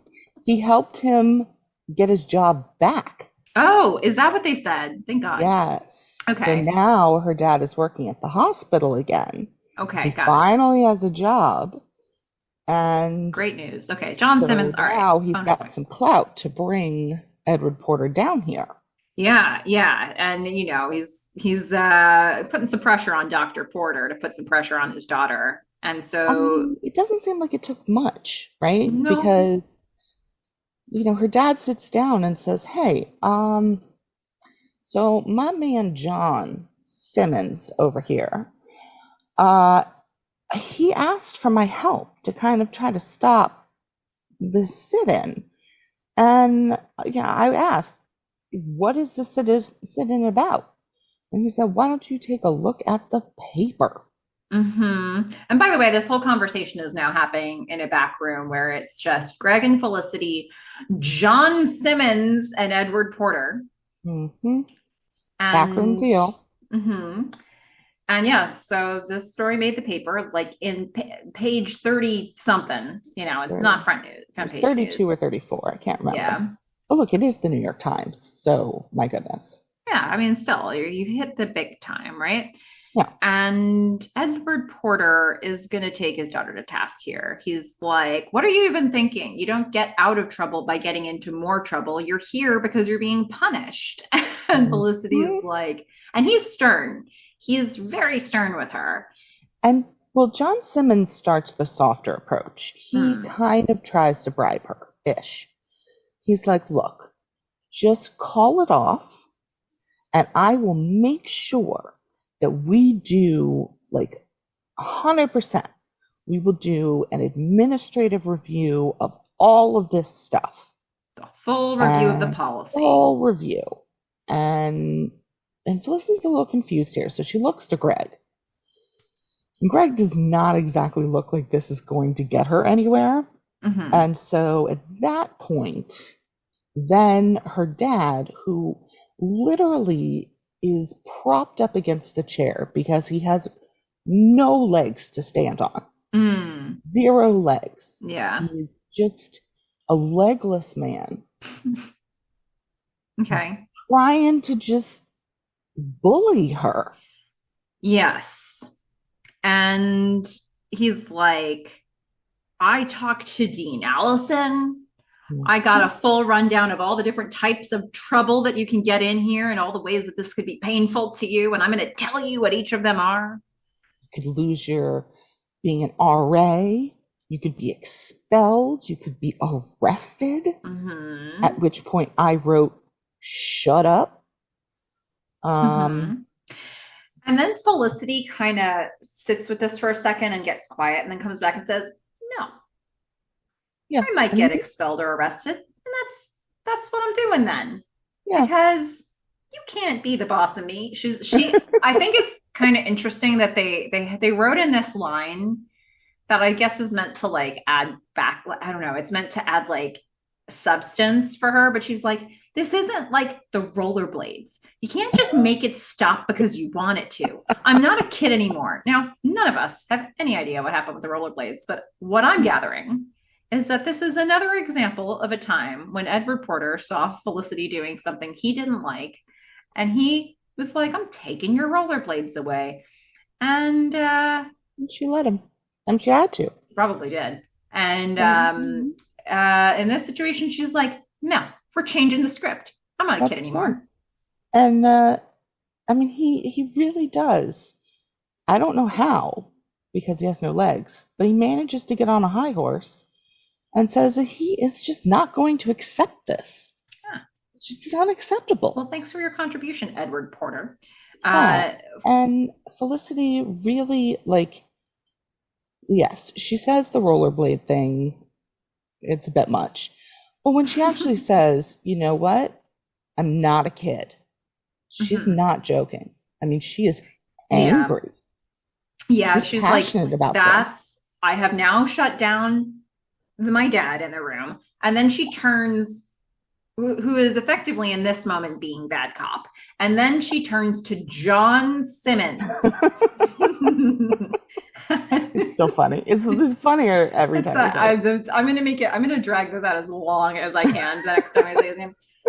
And the good cop in this situation. And she's like, you know what? No thanks on this review. Yeah. I really believe in this. So does every single person who's out there. And I see Greg.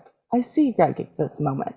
He has a look of respect as he is hearing Felicity say this. Well, and then he's tested on that look, right? Because it's not just like, because Edward Porter is going to have a similar look later when Felicity leaves. But in this moment, it's like Greg has been able to sit in this room and be kind of on both sides without being on anybody's side because nobody has asked him to speak. And so he might give a look like that, but then you're like, yeah, but how helpful is that to Felicity? So John Simmons, that guy, turns to Greg and he says, Greg, tell Felicity what you were telling me earlier. And Greg's like, no. Nope. Look, everything gets stuck in review. Here's like a list of 100 things that I've brought to you that are stuck in review. And I'm with the sit-in. Yep. He backs Felicity up, which is a good time to back her up because the news is here. Oh my God. Leila comes in. News is here. TV crew. Yep. Felicity, we need you. You are our spokesperson for better or for worse. And Felicity is dragged out of that room, kicking and screaming, terrified. Yes.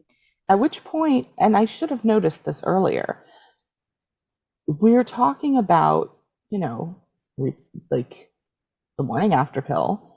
She is the only woman in a room with three men, all of Yeah. whom are like quote unquote like authority figures to her. Hmm. And, you know, I mean, I gotta give her respect for And standing a up for herself. fourth man was well, I don't know. I'm assuming Dean Allison is a man. Yes.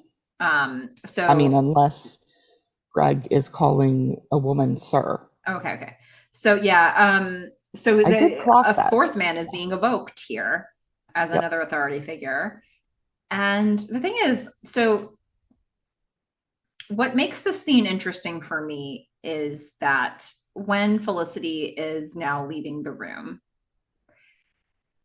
the camera lingers on Edward Porter, who Yeah. smiles. Because in this Yeah. moment, so seeing this actually really was important to me in how I looked at the whole scene that had just come before it. Because what I now understand about this scene is that here's four people in a room. Felicity, who's rising up, John Simmons, who's representing trying to keep things as the status quo, Yep. Greg, who runs the health center and is powerless, her dad, who has just gotten his job back because of this guy who has a connection to power and who ultimately is also powerless. Like, he and Greg are on the same exact footing here. Mm-hmm. Greg, although Greg might, there might be even more, there's more risk for Greg in that, like, he's supposed to be running this health center, which is where all of this is going down. But both Edward Porter and Greg have something to lose in this situation. So And does they're, Felicity. yeah, and they're being, well, but Felicity is the one who's instigated this uprising, right? Yeah. Like, so she's already identified that she is the voice of the opposition as far as John Simmons is concerned. And like, Edward Porter and Greg are brought into this room as a means of putting pressure on Yep. Felicity, and don't really, and they have a lot to lose by not. So the fact that Greg openly supports Felicity in the room, Edward Porter doesn't, but he's like the barkiest of barky bad cops, right? And then, because I wanted to make that sound as trivial as possible.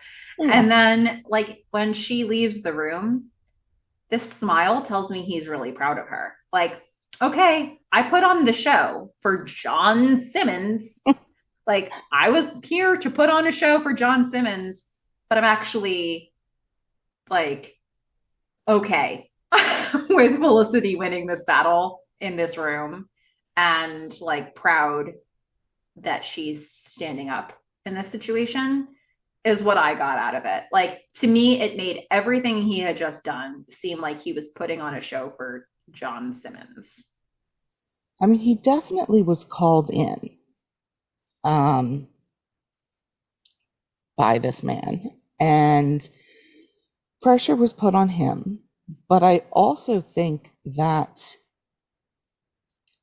he still is Felicity's father, and he still sees himself in that role of what I say goes.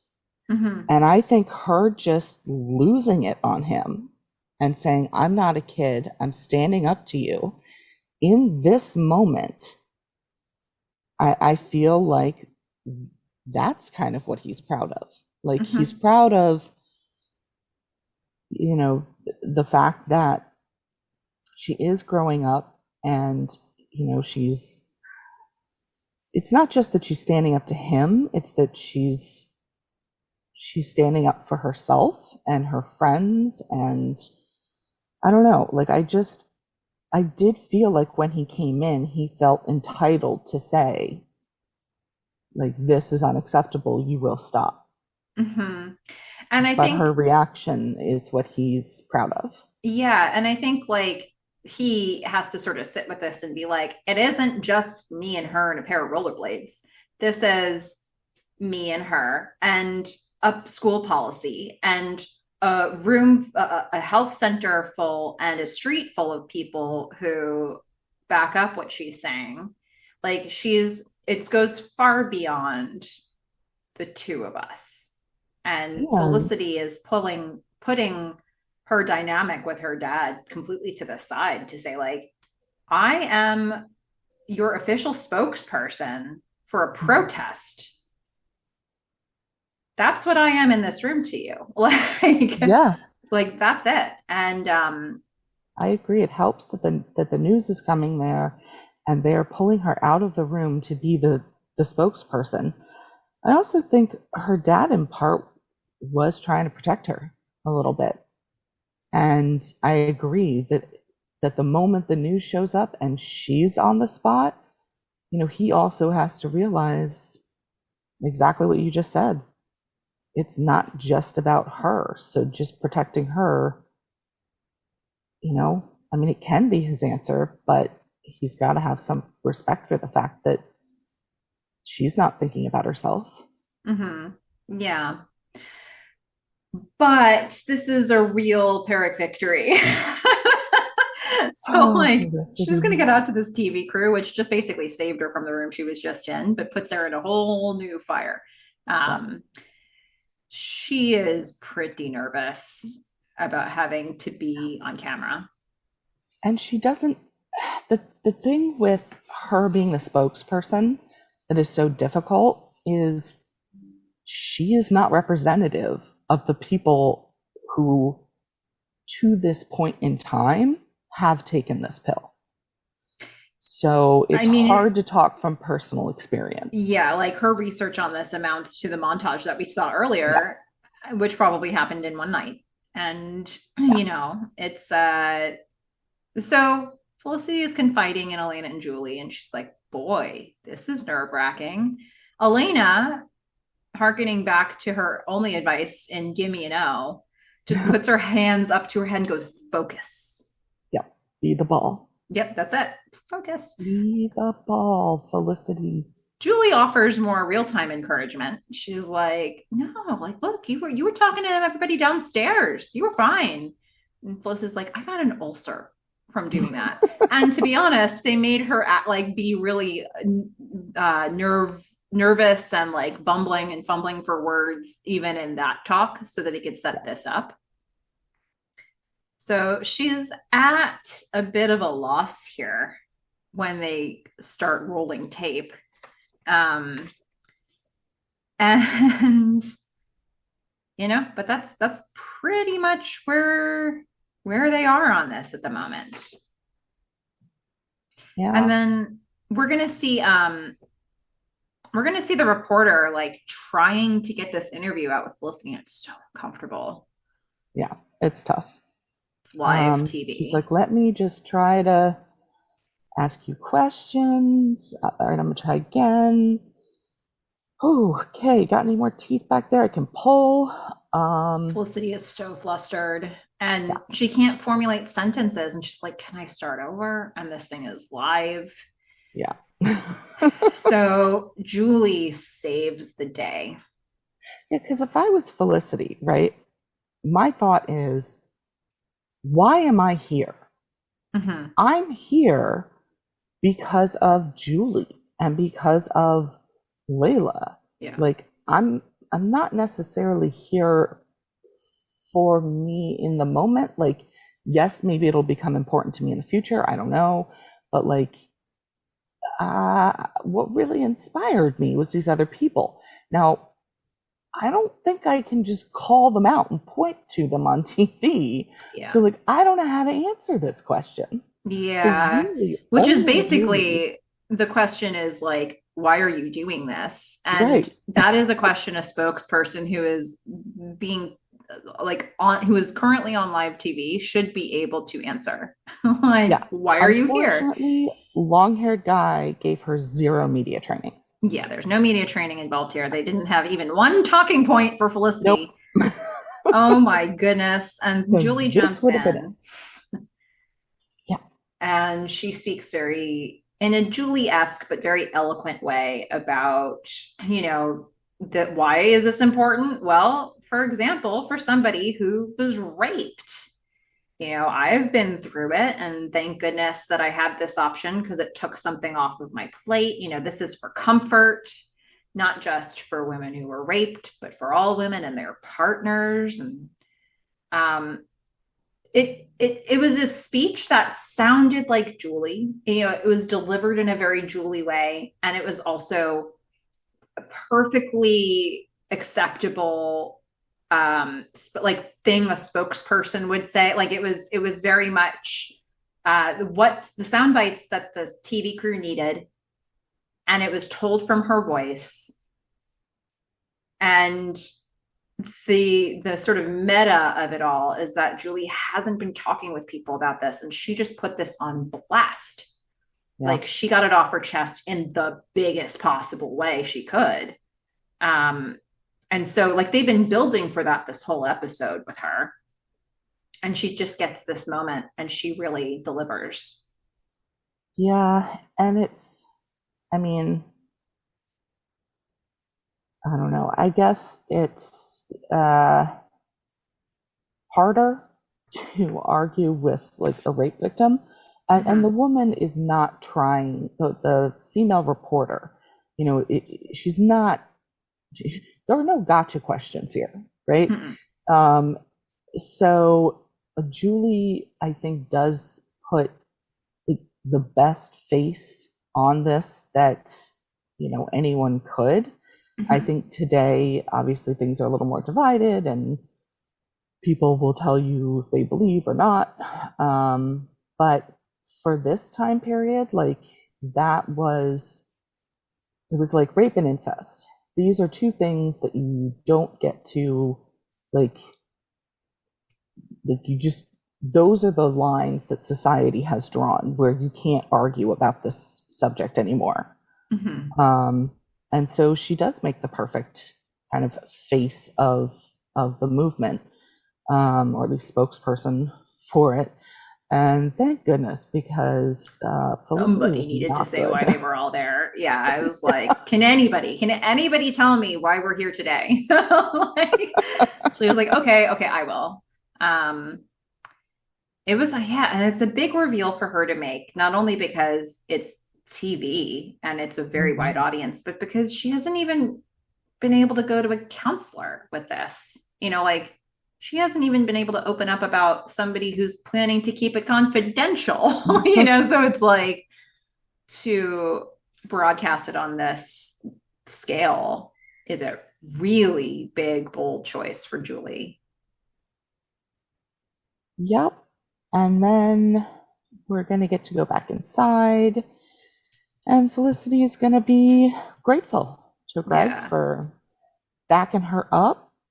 And all of Julie's friends are supportive of her.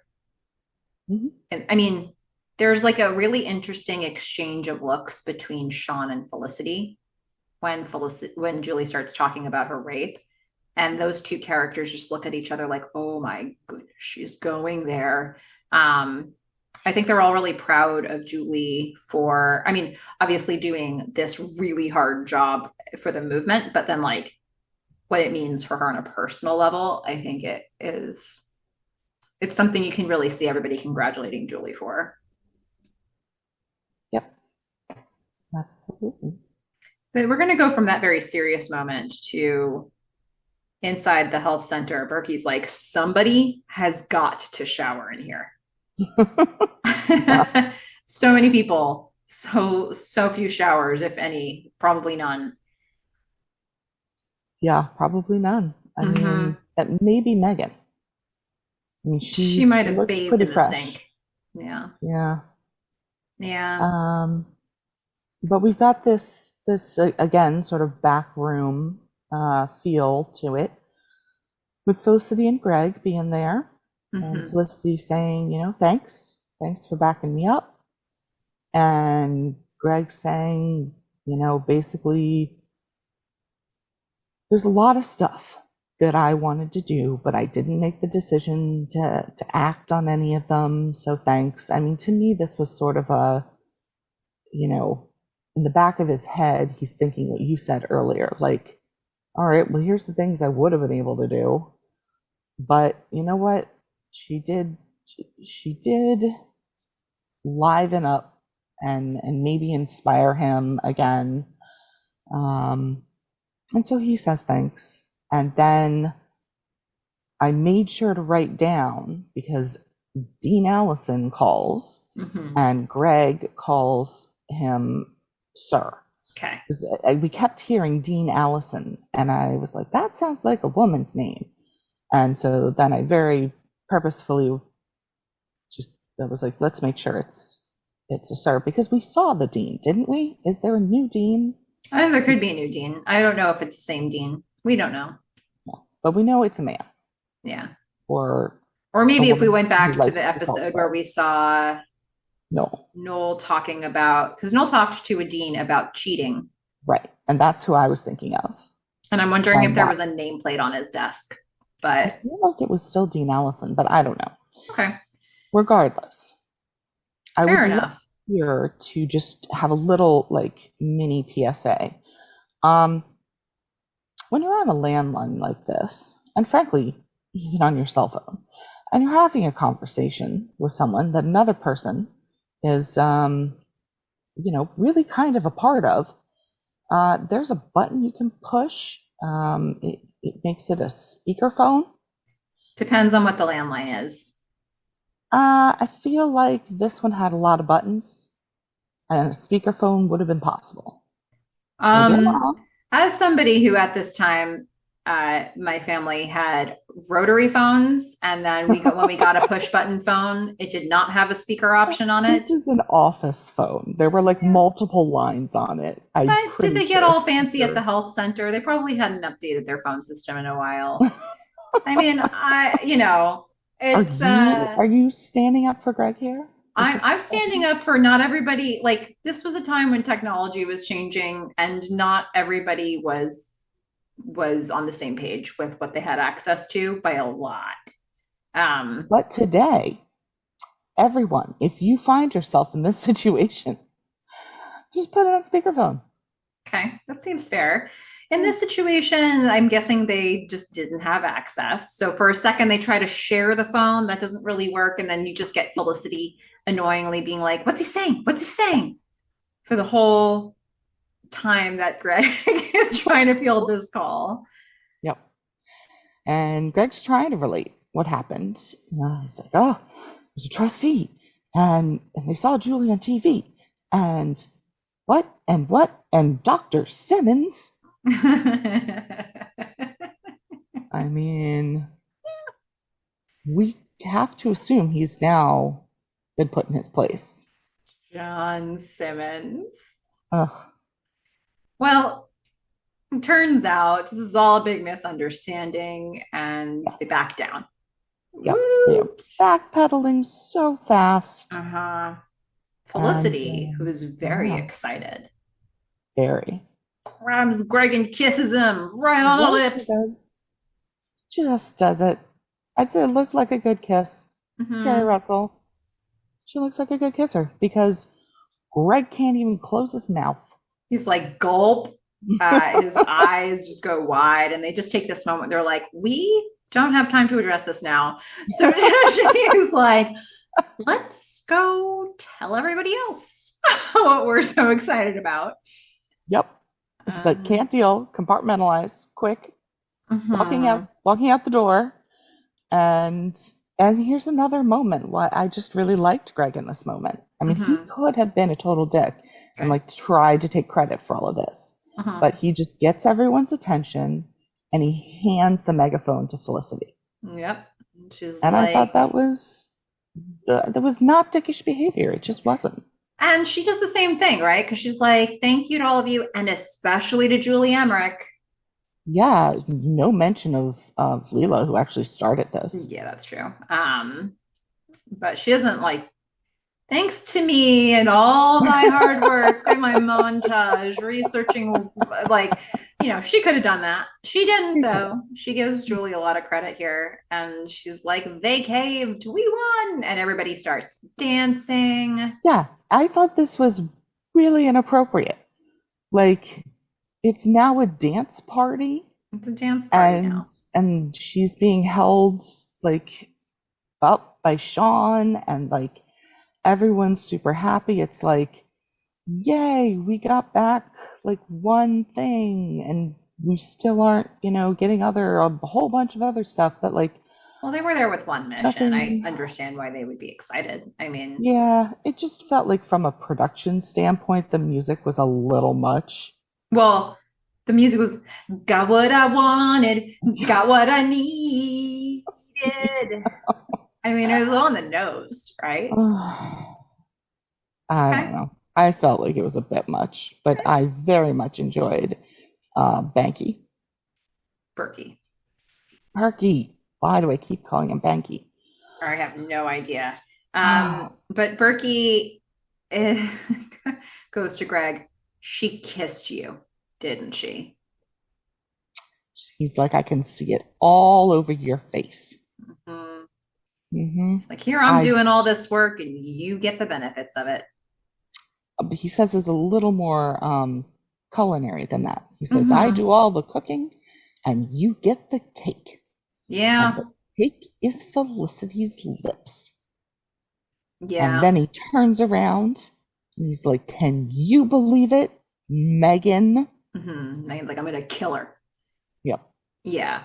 I'd like to give this whole episode an award for, at least so far that I've noticed, the most death threats against Felicity. Okay. Because we've got this one here, and Javier at the very beginning was like, I'm going to kill you. Because she Yeah. looked. Yeah, so two. Two Okay. is the number we're looking to beat.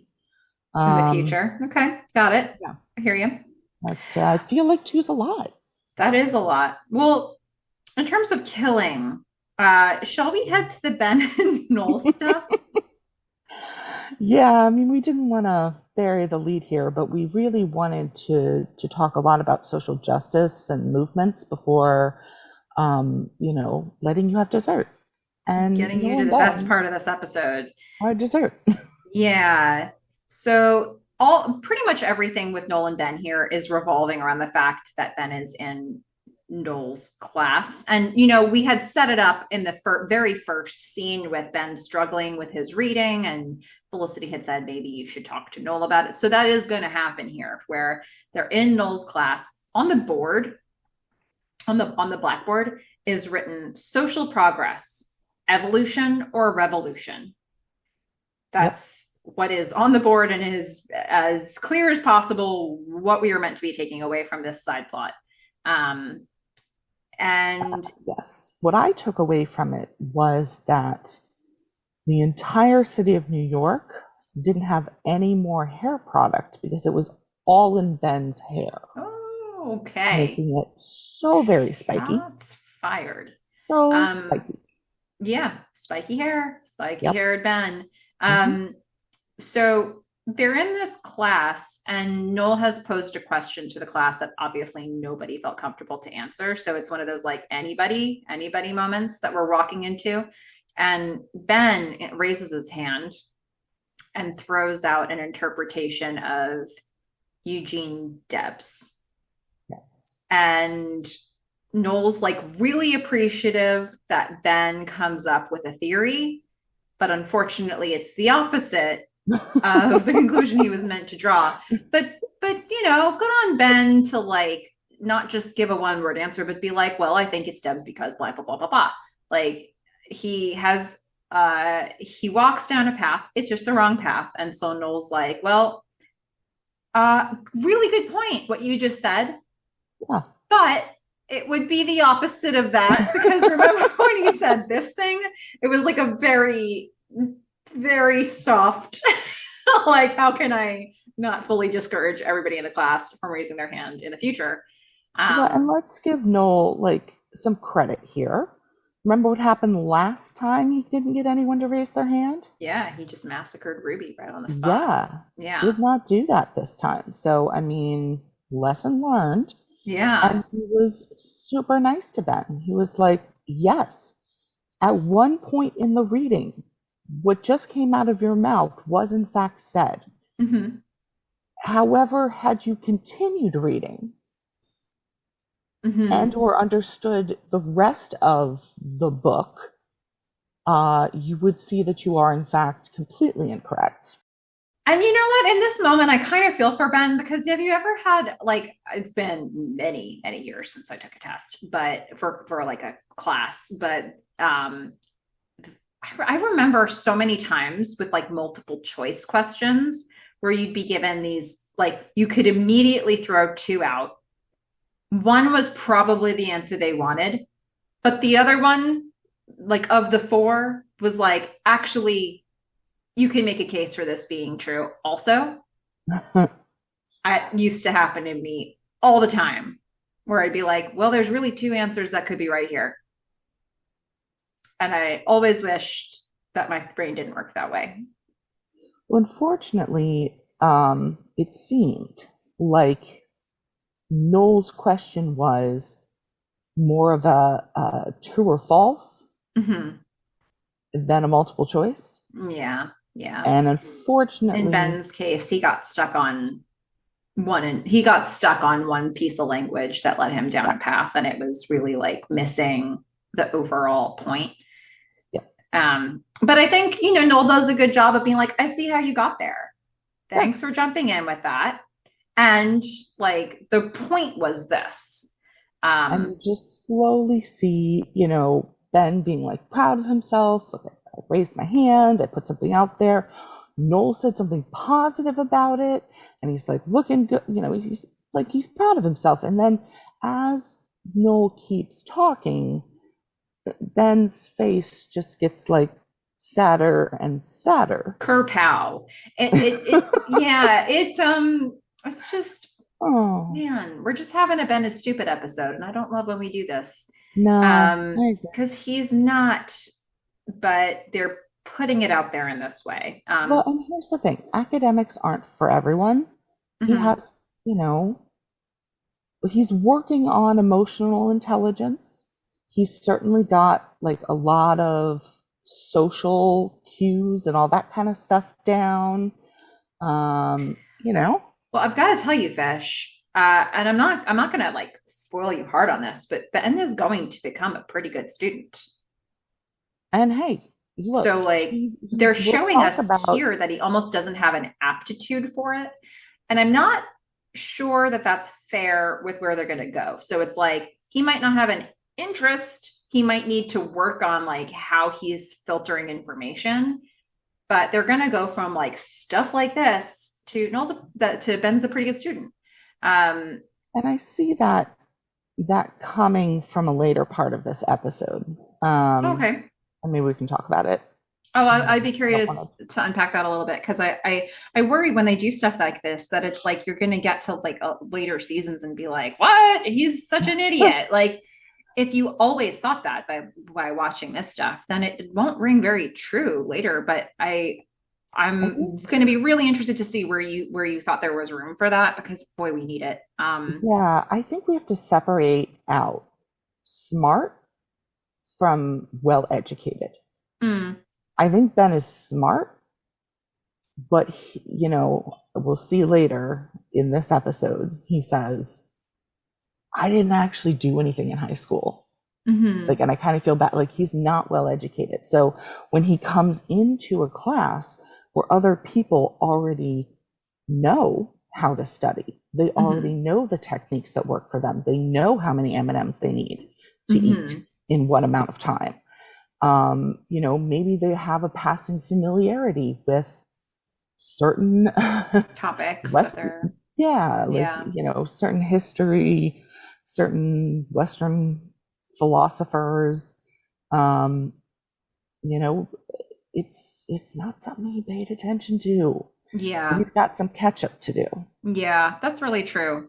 Well, so the class is going to end. We're going to get just a moment of Ruby, like, hey, you good? Yeah, I'm good. Bye. So basically, she's still in the class. Yes. That's pretty much what we get with her. Thanks for being here, Amy Smart. Well, Um, and I saw Noel just he's asking a question and he's lingering on looking at Ruby. And I'm like, don't do it. Don't you do it again. The girl's pregnant. You've done enough. You've already broken her heart. Yeah. But then the next person to file out of the room after that is going to be Ben. And Noel's just going to be like, hey, thank you for answering. Thanks for trying. Thanks and, if you ever want help studying. Yeah, that's what I'm here for. Which I guess Ben's going to say yes to. Well, and he says it in a very, low-key way. I was like, good job. He's like, if you ever want to talk about this stuff, right? I don't think we see Ben except on screen, but he obviously does before the next scene happens. The must. Yeah. Yeah. Because then they're just, they are kind of hanging out now. They're talking, but they're not doing it in a library. They're at a store. They're at a convenience store picking up some stuff. Not some stuff. More product placement. Mountain Dew and Mr. Pibb. Yeah. And between the two, Mr. Pibb is getting the short end of the stick here. I'm just saying. But it's my favorite thing. It may be, but it's so Ben and it's so funny that I think it plays well. See, I thought you were saying you really enjoy Mr. Pibb. No, I don't drink beer, but it's a soft drink. It's a soft drink? Mr. Pibb, yeah, it's like Dr. Pepper. Oh, okay. Got it. Well, there you have it. I also don't know what Mr. Pibb is. So they walk into the store. They're basically studying they're posing philosophy questions. They're batting it around, and they're shopping for their food. It's for the backdrop of what we're looking at. They are talking about the pace of societal change and whether that will lead to violence or war. Right. And so that's kind of they continue to talk about all the things. Not really all the things. There's no violence or war in the student center, but they are talking about, the general theme of revolution. And so Noel, as they walk into the store, Noel's put this pretty big question out there, like, hey, can change lead to violence? And Ben responds by opening up the fridge and going, who the hell drinks Mr. Pibb?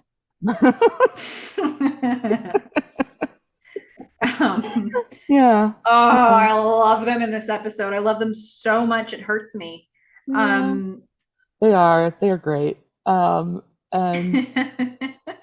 who was it? Was it Ben or Noel was like, I want a Mountain Dew. I was like, dude, you do not need the caffeine. Yeah. Don't do it. Well, okay, so the next time we see them, they will be, properly studying were they where were they?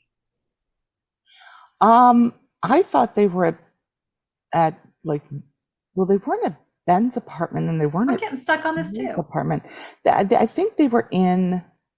I got the feeling that they were in Ben's room, but I am now thinking to myself, we've not actually seen Noel's room, and who's more likely to have a video game? Well, so they were in a living room. Yeah, they're definitely in a house. I'm guessing, if I had to guess where they are, I think they're in Noel's apartment, and I think just because it's so messy or it just looks different somehow. Because all the beer, Ben is offering Noel the beer. That's and the thing. Doesn't even know. But it doesn't look like the loft That's refrigerator. why okay, so but remember, there's not a full fridge in his room. It's not a full fridge, it's a mini fridge. Even so. I think there is. I think because we've never seen his room, it's around the corner in the loft, and the loft is so huge. We see his room at points, and it's not, he doesn't have all the stuff in it. He doesn't have they're in an open plan living room. There's a couch that we're gonna see later. It feels like maybe the couch that Elena and Noel play video games from. No, because there was no mini fridge to the side, and the side that they had the mini fridge on is open into the kitchen on that side. Listeners, where are they right now? I know you love this scene, listeners. I'm sure many of you do. where is this taking place? We I think are. this is Noel's room. I think this is Ben's room in the loft. Or maybe like upstairs in the loft, No, like the where upstairs in the loft, Julie we'll see that later. And it's or very Sean. like there's a bed and there's no walls. Then I think And it's we're going to Ben's see room. Ben's room later, and it doesn't look like this. And it has to be somewhere where Noel can be on a couch and And there's Ben can video throw a beer games. can at his head from a fridge. It's definitely somebody's room or I don't think so. I think it's a area. main living area. It just doesn't look like this doesn't look like either location to me. Um, All right. That I you heard it. But you're putting the challenge down. I'm putting it down. Yeah. Folks, I know you're going to want to watch this scene back if you haven't Over and already. over. Yeah, so like let's just sort this out. What am I missing here? What are we missing? But we're back at this location of sorts, and Ben and Noel are still talking about philosophy, talking about Bakunin. Yeah. Ben's Noah's like, still trying to study. yeah. Um, Ben gets an answer right. And But then they says, address Bakunin as a pretty angry guy, and Noel's like, and he's the opposite of, and Ben puts it out there, yeah. Marxist communism. And Noah's like, good job. Good job. We should keep studying. And Ben's like, beer? Well, Noel makes the mistake of going, great job. You know more than me now. And Ben's like, oh, good. And he's like, beer? And Noel's like, wait, though. But when I said you know more than me, you don't. Like, we have to continue studying to get through this. And he's like, nope, having a beer break. Yep. Time to get a beer. And I was like, what's this? He's being handed a can. It says beer on it. Mm-hmm. And takes him a second. But he's like, all right, we're going to do this. I guess as long as we're doing this, let me ask some questions. Because when I was in high school, this is the kind of stuff I was doing. What must your life have been like? It was like parties, swimming, track, girls. Yeah. Yeah.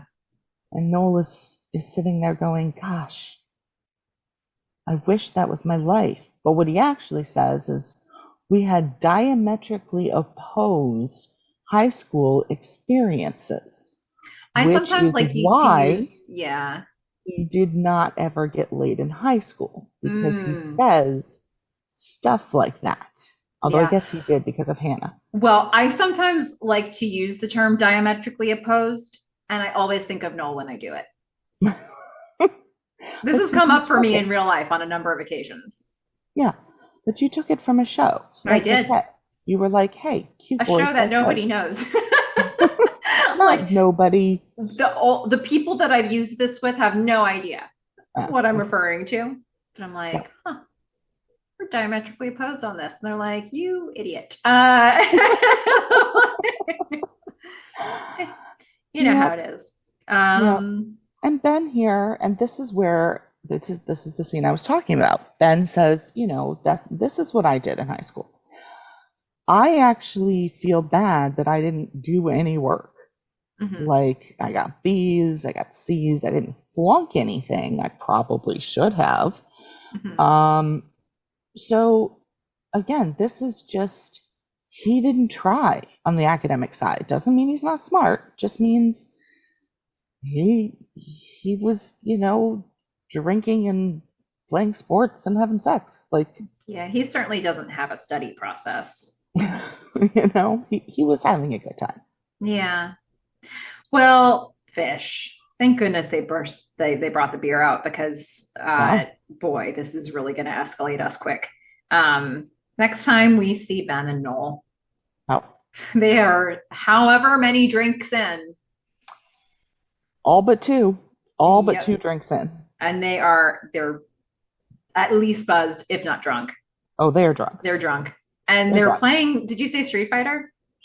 It's not quite Street Fighter, but it looks like some sort of Street Fighter knockoff, or maybe like an earlier version of Street Fighter. They're playing Paul and Jin. I don't remember those ever being Street Fighter names. Okay. Well, I mean, mostly what I was hearing was Ben going, "You suck, you suck," like in a very we're just here playing video games kind of way. Yeah, I really enjoyed that. We needed this. We desperately needed this. In this whole thing, we just really needed this. Mm-hmm. And Noel is just like, I am so kicking your ass. And he's literally just like kicking the little computer guy on the screen. Mm-hmm. And he's like, I'm kicking your ass. I've always wanted to. Mm-hmm. And then Ben takes a momentary break. Noel doesn't, but Ben takes a momentary break and he's like, "More beer?" And then Noel's like, "More beer?" Like, how much more beer could there be? Yeah, he's like, and Ben just starts railing. He's like, "Got 2 beers left, which means we have to go to a bar because we need more beer." Yeah. and Noel's like still playing. And then we get the moment. Yeah. The moment that I imagine so many of us love, and we've had a comment about as well. Oh, wow.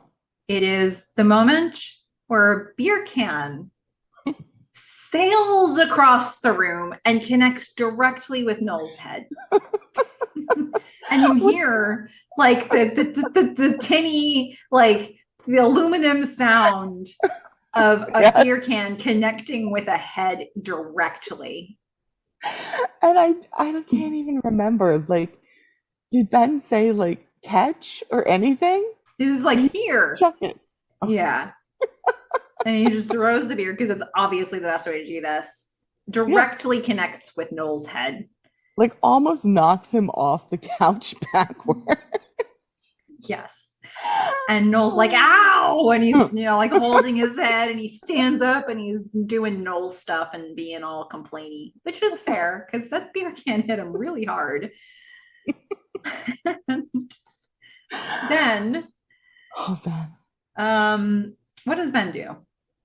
Ben just starts apologizing. He's like, "Oh, I'm sorry. I'm so sorry. I'm sorry. I'm so sorry. I'm sorry. I'm very sorry. So sorry." Guys, Noel's like, "You hit me." Mm-hmm. And he's like, "I'm sorry. I'm so sorry." Like, just look, hit me back, okay? You've always wanted to. I hit you, you hit me, and like Noel's a little reluctant at first. Well, so Ben is like, "Just hit me, just hit me," and Noel is like, "I'm not gonna hit you." Like, he's holding his head, and he's like, would never have crossed his mind, right? Mm-hmm. But Ben, he's like, "Come on," and then he slightly makes the mistake of saying, "You've always wanted to," which is what Noel was just feeling while kicking and beating up this poor defenseless, what was his name, Paul, on the computer or the game system. Mm-hmm. And I just love this moment because Noel stands there and he's kind of like, "You're right," and he just flat out socks him. Yeah. And then Ben turns his head up and he's holding the side of his face, and the two of them are shocked.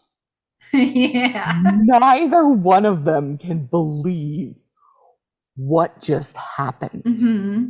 And Noel in his head is saying, "I'm sorry." Yeah, like you can see he starts to formulate the word, "I'm sorry." Yeah, because the look in Ben's eyes are, it's on. It's on. Ben full on tackles Noel. Yeah. and they knock over the TV, and Yep. they start just all out fighting on the floor.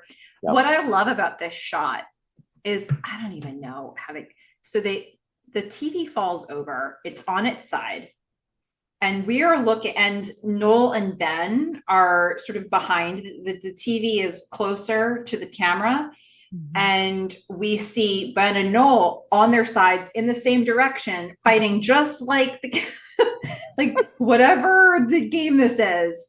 Like all the fighters are pointing in the same direction. Sideways.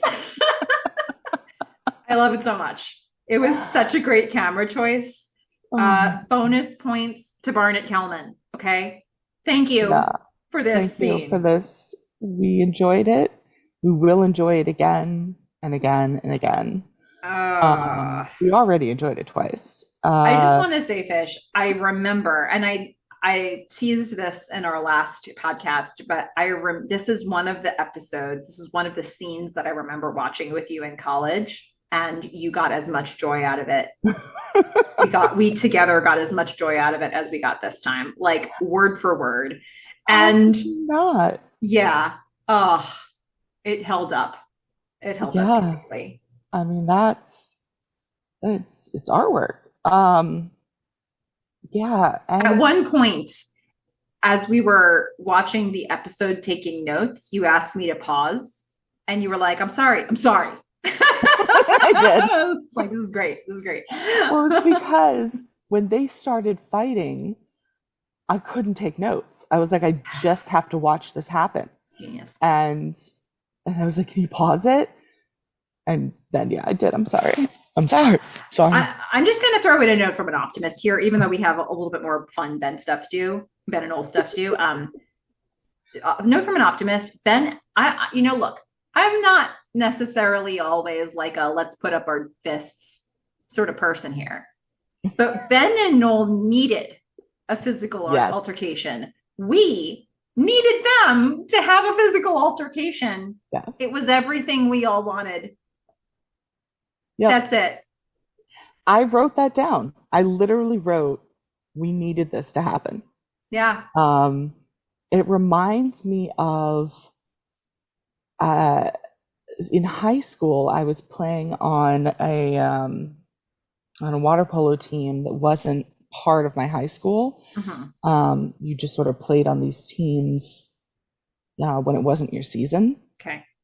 And we had this coach, and he was used to, dealing with the guys. He was the guys' coach.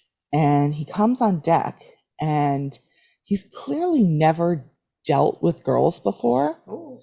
And he kind of doesn't want to. Okay. And so he gets up to give his big first speech to us. And he's like, look, we do not fight in the water. We don't take anything out of here. If you have a problem with another member of this team, we will settle it on the deck. You will throw down, you will fight, and then it will be over. I don't want to hear anything about you guys talking behind each other's back, any of that kind of stuff. That's it. Mm-hmm. And apparently from that speech, I then learned this is how men deal with their differences. Yes. And sometimes it's just necessary to punch someone in the face. Yeah. Or throw a beer can at them. Okay. So I was like, you're not correct. This is not how we usually deal with our problems. But it gave me a good insight into why this scene worked. Yeah. Yeah. Well, we're going to cut from this very dramatic, all the fighters sideways, to the aftermath. It's the next morning. Yeah. We're just getting a TV. It's just fuzz. It's just static on the TV. Yeah. They killed it. They killed the TV. TV's dead. So are they really. The apartment is in total disarray. Crushed up snacks are everywhere. And beer cans. Beer cans. Noel is on the couch, fully Yeah. hungover, just peeling himself up off the couch. He's like, oh, Well, what I noticed was he's got dry mouth. And yeah. I think both of them did an excellent job, both playing drunk and playing hungover. Now, And probably in a fair amount of pain. and in a fair amount of pain. But come on, you guys are in your early 20s. Mm-hmm. No way are you that hungover. There is no way that you get to be that hungover before you hit 30. Like, this was a 30-year-old's hangover. They But they did it also just great. had a severe physical altercation. No, the And dry Noel had mouth, his head fully slammed into by a beer can that was thrown across the room. that doesn't cause dry mouth. Okay. I'm just saying. Like, they were very good at it. But, like, 20-year-olds do this and then get up and go to practice. Yeah, you know what, Fish? Don't ruin my fun, okay? Noel had dry mouth, all right? Melissa's never been drunk. Oh no, I haven't. Nope. Yeah. So we had actually, when we panned through the room, so we go from the TV, before we go up to see Noel, we pan across and we just see legs on the floor. No. Somebody is face down. Then we pan up, we see Noel. So it's not Noel that we Nope. just saw the legs of. But yeah, then Noel has the reactions that you've just described. Then we cross back down to Ben. He's like, oh, Ben's still here. And he looks down, he's like, Ben, you dead? Ben just goes, yeah. And he's just like, his face is just muffled into the floor. And oh, that carpet. I mean, it's not even a carpet. That was one of those like straw, oh, so uncomfortable floor coverings. Like, I feel so bad for his face. Well, and then this was so great from Scott Speedman. Yeah. I'm going to describe this as Ben peels himself from floor in my notes. Yes. Yep. And it's every moment of it is unbearable. He just, oh, he's just like his whole face is smushed into this uncomfortable carpet. It's not good. No. And he's up, like he's sitting up, kind of, little Mhm. leaning, and he's just like, he can't even turn his head Mhm. to look at Noel. He just says, it's an emergency. Yeah. So he goes to make a hangover drink. Mhm. They want to cure their hangovers.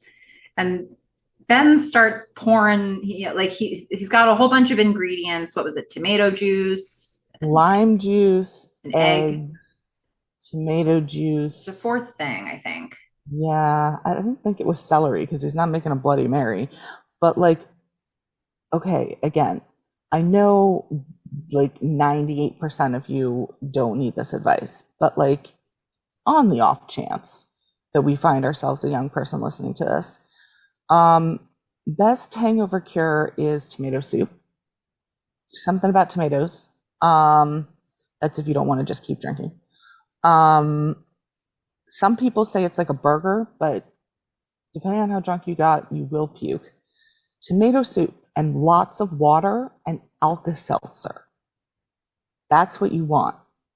And remember, don't take Advil with Alka-Seltzer because it has aspirin in it. Oh, So that is the actual cure. okay. Well, Water, Alka-Seltzer, tomato soup. well, Ben's got his own system going here, and he's pouring stuff into a blender.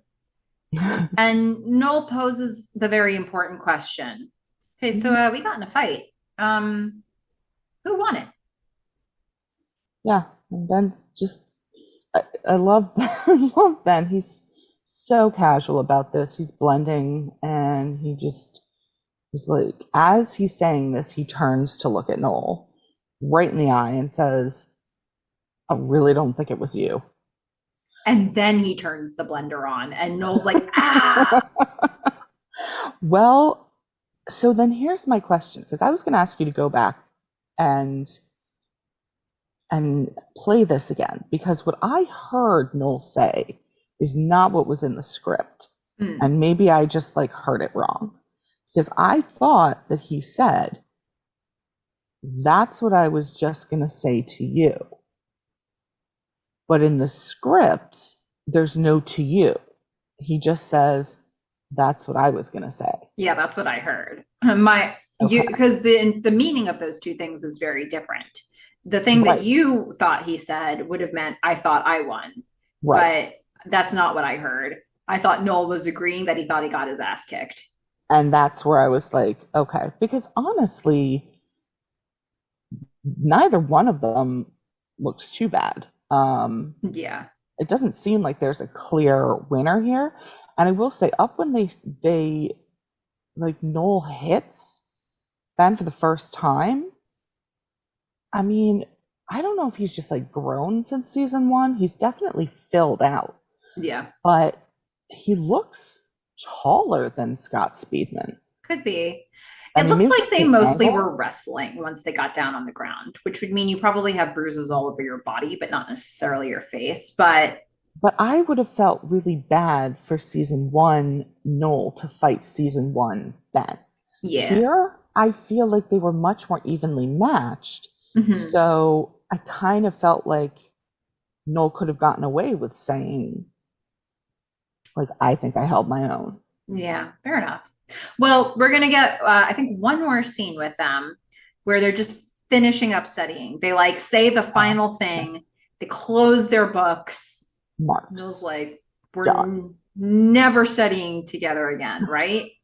Ben's like, right. Ben's And like, Marks, the ends justify the means. mhm. And of course, that, you know, the whole theme of the show, blah, blah, blah.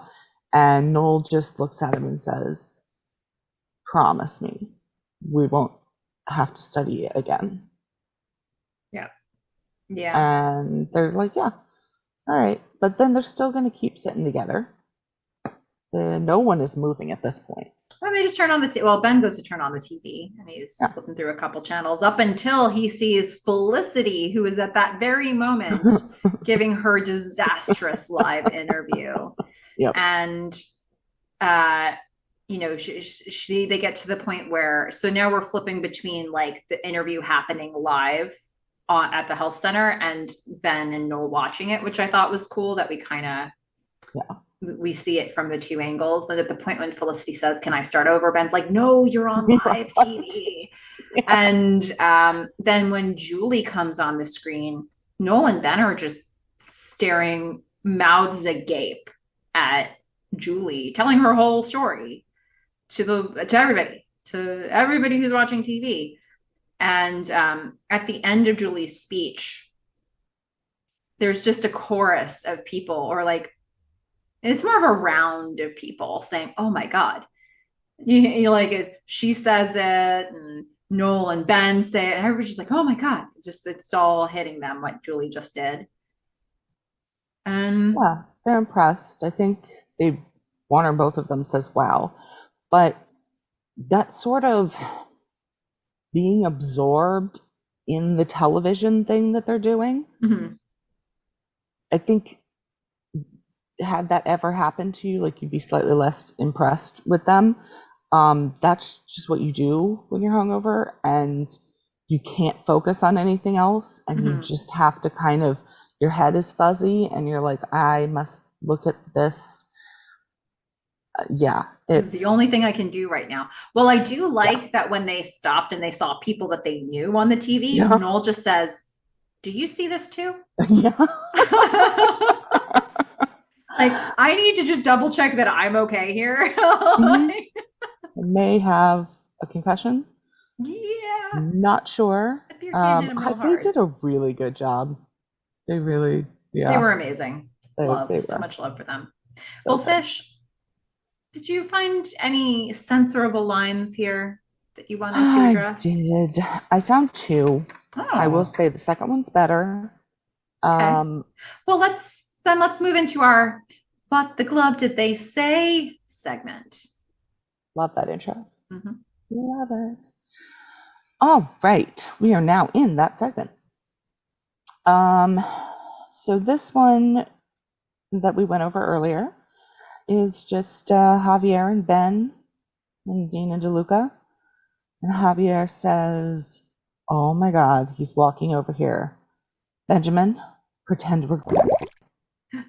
And Ben's like, "No, there's no way. No." Javier's like, "Yeah. Oh, and then for my birthday, Benjamin gave me a bubble bath with a lot of candles and aromatherapy." And then Ben's adorably cute. Oh, Yeah. very nice. Yeah. And then the second one is Greg and Felicity. So, if you're not a Greg fan, just lean into this one. All right? Just lean right in. So, Greg is talking about his Zemacats. And Greg says, "I'm going to blow." And Felicity says, "You're not going to blow." Uh-oh. And Greg says, "You're right. I'm not going to blow. I'm going to ass." I know. So what, or who, what or who is he not going to? Bubbles. Not going to blow bubbles. And instead he's going to what ass? He's gonna shave. Okay. I mean, we kept it with the bathroom theme. You all try to figure out what that means. Oh, not going to blow bubbles, but he is going to shave ass. Whose? We don't know. But we've established that is in fact what he's going to do. Seems like the second thing is a better pursuit for him. It's more worthy of his time. I don't know. Shaving ass. It's hard to say. My Does goodness. It depend on whose? I don't know. I haven't thought that far ahead. Oh boy, oh boy. I just really enjoy that I just backed you into a corner of saying that it is much more productive to shave ass than blow bubbles. I guess so. Yeah. I don't know. I wouldn't have thought that would be where you blowing bubbles has never been productive in any context, right? Like, and yet shaving ass is so necessary to life. Well, maybe. I don't know. Could be. Blowing bubbles is about joy and children. You're supposed to think that stuff's good. It's a nice to have, though. Like when you really get down to it. It's like if somebody like just think about if you were trying to like get out of a commitment and somebody was like, "Well, what are you doing instead?" Like blowing bubbles. It's like, nope, that's not acceptable. Sorry. Now say that again with the other excuse. Shaving ass. I feel like it would be so confusing you couldn't dispute it. Whereas with blowing bubbles, it's like, not valid. Be here at 5. Like, sorry. All right. Now, Melissa will have absolutely no idea what I am about to say. But for all listeners who do, I'm just going to say one word. Anton. Well, folks, that was the What the Glove Did They Say segment. Beautiful. And now, Fish, we're heading into our favorite segment. Yay. After you listen to this tape, you have to erase it. Yes, and there's going to be something about beer and a beer can. There is. That's probably going to be towards the end. We have just kind of a smattering of some different comments here. It's a good word. We have one from Galina Druk, who says, "I really identified with Felicity because my parents pushed me into doing something high achieving too. So I always loved how the show was really about Felicity gaining independence and realizing her own passion and agency. I think later in season 2, we will see some real growth and depth to Felicity, and her people-pleasing nature. Definitely identify with that too. I actually think in a lot of ways, the show was ahead of its time in dealing with these themes. It's easy to forget this was more than 20 years ago." Yeah. I mean, I actually think that the coming of age part is pretty much still relevant today. Yeah. But I do think that it's definitely something that the different people can identify with. And yeah, I mean, kids always have to get to a point where they become separate entities from their parents, and that process isn't always fun. Yeah, a lot of times it's not. And I think, I imagine a lot of people relate to what Galena was saying here. I mean, thank you, Galena, for voicing it. And I think, something that I've noticed is a lot of the people who at least listen to our podcast are people who went to college or were about that age around the time this show was happening. Maybe they overlapped a little bit, maybe not, but I think we're finding a lot of people who enjoy this show from watching it around that time or being a contemporary. And I think this show really kind of shows you this as much as they create relationship drama. I think they really show you an arc for Felicity as a person. And where they start you out in season 1 is so very bleak of her just like disrupting the course of what was supposed to be her life and feeling really nervous and unsure about it and having to back up her choices when she doesn't feel that kind of confidence. And here we are. The reason I wanted to bring this comment in now is just to see that face off she had with her dad, where she's like, I am not a kid anymore. And it's a real moment for them to have where it's like, stop pushing me around. Like, Yeah.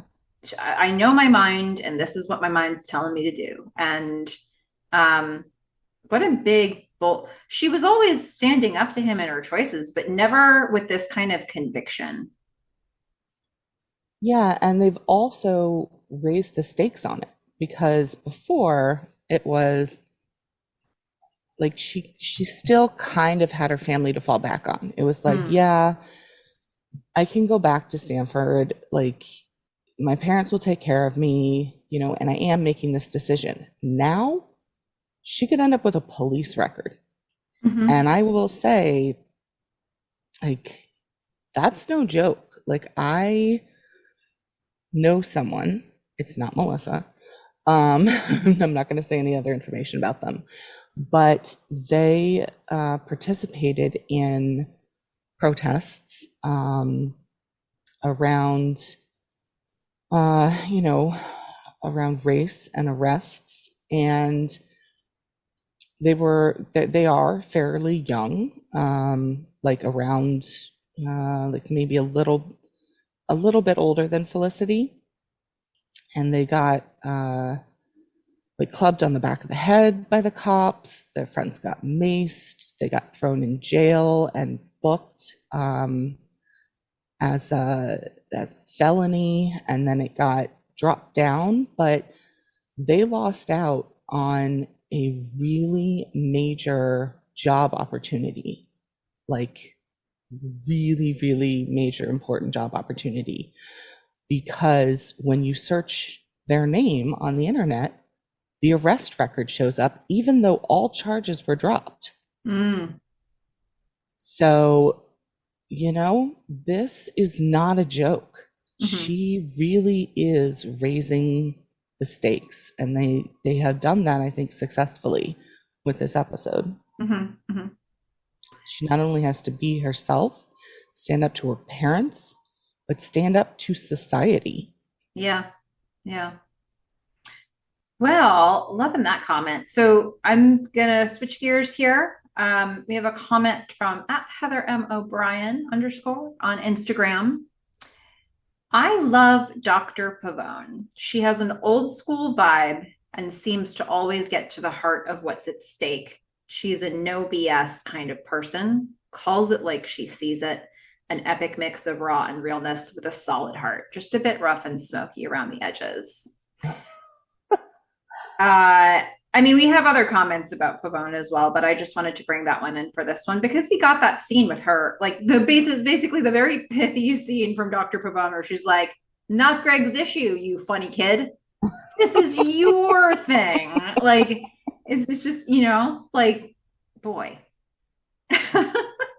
Yep. She was a little agitated because she couldn't find her lighter, but once she managed that, she gave Felicity enough information and then just sat there and stared at her till she figured it out. Like, I'm going to let you piece this together.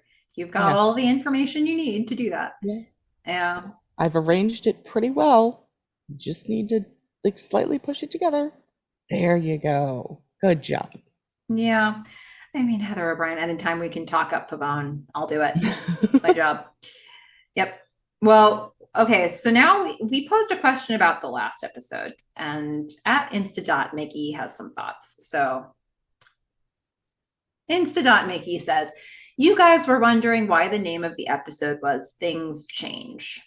And through it, I saw some big changes. Felicity and her dad. Oh my God, what a change in how we and Felicity see Dr. Porter. I felt so bad for him, popping pills, his apartment. The Ben and Felicity shift, the change in their dynamic. But you're right, it didn't all happen on this episode. But here it gets thrown in our faces. I mean, Ben leaving the apartment, deciding to talk to Felicity. What? I do think like the way we see Edward Porter might have been altered in that episode. I mean, it's going to depend on how he continues to be because he did walk into this episode all blustery and such, and Sure you did. have one interpretation and I have another, so it kind of depends on which way you think about it. But, on the one hand, it's like you do kind of have to feel for the guy whose, wife has left him and won't talk to him and doesn't want anything to do with him. And on the other hand, think about what he had to do to her to make her have that reaction to him. Mm-hmm. Like, sometimes you have to accept the consequences of your actions, Felicity, and now her dad. And then, maybe if he actually changes, he can have something else in the future. But I don't know, without seeing him become more respectful and affectionate and caring, I can't feel 100% bad for him. He's got a roof over his head, he's got medical care, he's got a great job, so his boxes weren't unpacked. Sorry. I know that I have a different opinion on this. I'm not feeling it for him. Okay. Seems fair. But I do agree with the Ben stuff. Yeah. All right. Love it. Love the interpretations here. We've got one more from Colleen Tenbus, who was catching up on our podcast about true colors and wanted to weigh in because, first of all, you, Fish, knocked her off of the rails with something you said. I know. So Colleen quotes you here. She says, Ben is to Greg as Noel is to Beats. Oh, yeah. I almost had to pull my car over. I was laughing so hard. I agree that True Colors is a perfect 10. I love the on again, off again bromance between Ben and Noel. I look forward to a future episode that Melissa will undoubtedly write in flying beer cans. LOL. Oh. Wow. Yeah, Colleen. Thank you for safe driving. Yes. Thank you. Wait, didn't she say almost? Oh, almost. Colleen! We care for your safety. Thank you for considering safe driving. Look, if you ever feel like you're unable to operate machinery while listening to our podcast, pull over. Stop for a moment. Keep listening. Warning? Should we have a warning at Maybe we the should. start? Disclaimer. Like, warning, do not operate heavy machinery while listening to this podcast. Something like what would be on Edward Porter's diazepam bottle. Yeah. Wow. Food for thought. Oh, we love all of you. This is so great. Oh my goodness. Well, Fish, given that segue, shall we go ahead and rate the episode? Yeah, I'm gonna say you should go first because I think I that's want to probably hear appropriate. whether or not Colleen was right. Well, I did. I did. Ode to Colleen Tenbis. This episode is So rated in the amazing. unit of measurement of flying beer cans. Oh, I hope you rated it low. Poor Noel's head. I know. Well, I've been fluctuating a little bit on this, not with a huge spread, but I think I'm putting this one at a nine. I'm going to go 9 out of 10 flying beer cans. That is gonna Um, be painful. it's going to, especially, I mean, that one flying beer can that we saw it had a really hard contact. Yeah, he did not toss it lightly. Yeah, I mean, I'm sure they added a sound effect in.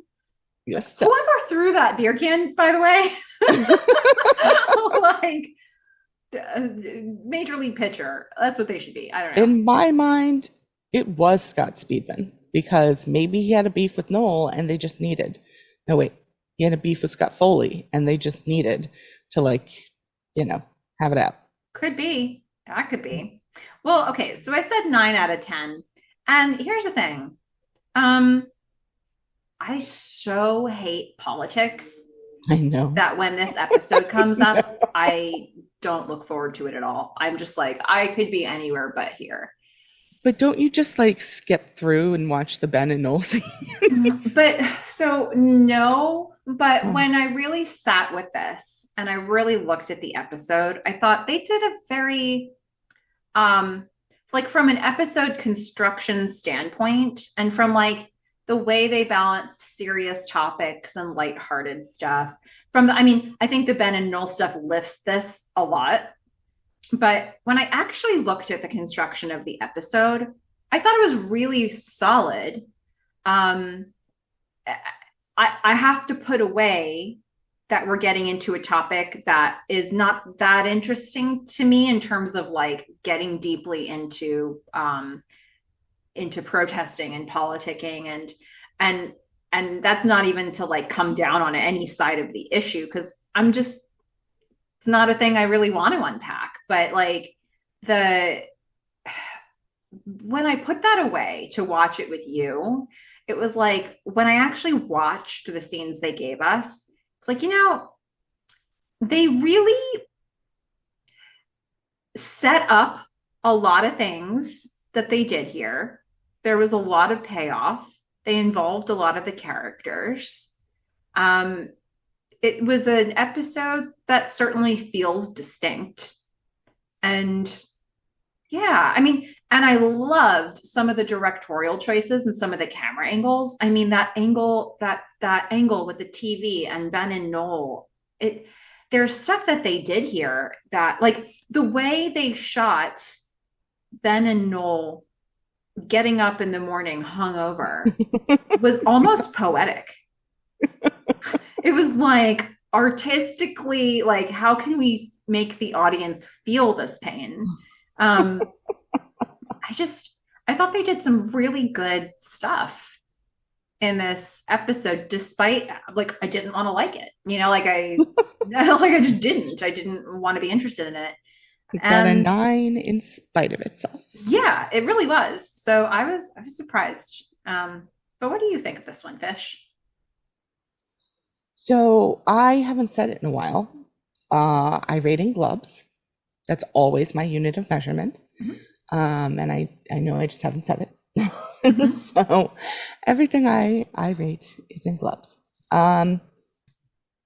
I did love. And there were a lot of things that I thought were hilarious. I loved Ben and Noel. I loved Burkey. Burkey, you did it. Loved Burkey. That great appearance by Lane and the fact that I got you to call her Lane. You did. Um, and I really enjoyed Felicity standing up for herself. I mean, she's still impulsive, right? Is she really considering what like a record, is gonna look what her future's gonna look like? Probably not. But she'll probably be fine. She'll just have to do more community service. Uh, and I liked how this moved Greg and her forward. And I liked Megan's threat. I'm just waiting. I'm like looking forward to whatever that ends up being. Okay. Because I feel like she's serious. So yeah, there's a lot of stuff to like. The way that I rate episodes is basically like how I feel about the episode when I'm, watching it now. I don't necessarily like if I put on another lens to watch it, then it's something that came naturally. And maybe if I watched them again, I'd have different ratings. But I did not like how they dealt with protests, and I certainly think it doesn't hold up in 2022 at all. And I am someone who is very interested in social justice. It's my career. And, looking at structural change and societal change. And there's a very 90s view of this, I guess, even though I still think there were a lot of organizations that were ahead of their time and operating in a much more structured way back then. So I am going to give this one a 6.5. Okay. And I think that's fair because, Fish, like your level of scrutiny, our scrutiny of this episode is going to be completely different because of our different interests, So like stuff that bothered you about this was not going to hit my radar. And in fact, it's like, that's the stuff I'd fast forward through, like if I could, and like get to some of the other stuff. So this makes a lot of sense to me why this is pretty far off. But there you have it, folks. Those are the ratings that we've got for this episode. And, where does it sit for you? We would love to hear from you.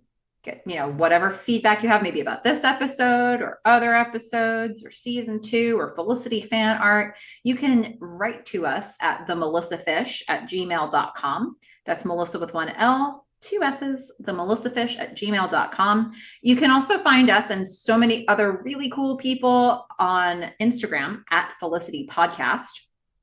And then if you want to know when we drop a new episode, we send out a newsletter when we do every week. So you can sign up for that. If you go to the show notes, wherever you're listening to this, you'll see a link to sign up for our newsletter so that you can receive those.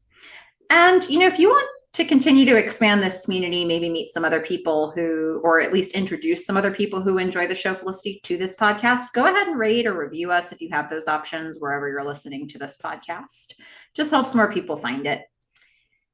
And next week, Fish, we are going to get to an episode entitled Documentary 2. Oh, okay. Well, that's an easy one. I think it's about the documentary or maybe even a second one. Really good guess. Yeah. Hey, look, if you're going to just, float them over the plate to me, I'm going to take a swing. Like, yeah. I never mind that because otherwise I ramble about time and like the world revolving around the sun. Yeah. Okay. All right. Not my best. Well, nice. Okay. So, folks, it seems like she pretty much nailed it on that one. That's fine. Look, that's what's coming up for us. We're excited about it. We're ready to go. Anything else you want to say about this one, Fish? Not about this episode in particular, but I do want to give a shout out to Full for Film on Instagram. So we've been doing this for about 9 months or so, and this was one of the first accounts that I saw and fell in love with. Tons of edits of just sexy men. And I noticed there were a number of Ben Covington edits. And There was one of Scott Foley, but it was of Jake Ballard. And so for the last 9 months, I have been hounding Fool for Film to please give us a Noel Crane edit. Mm-hmm. And oh boy, did they. They gave us one. Now, Fool for Film is admittedly a Team Ben fan. And for all of you Team Ben people out there, do yourself a favor, because this is a brilliant, brilliant Team Ben edit of Noel. My understanding is that at Fool for Film found a lot of footage of facial hair on Noel that you weren't happy about. A lot of facial hair, a lot of unfortunate number of buttons being like unbuttoned, a lot of like spit takes right into the camera. Mm-hmm. Like, I don't want to ruin all of it for you, so please just go and watch it. It's for those fantastic. of you who know what's ahead, like Leon was amply represented, and then Fish got a little spoiled on that. And I said, Fish, that's your problem. That's you. Yep. You play in the playground. You get a little sand on you.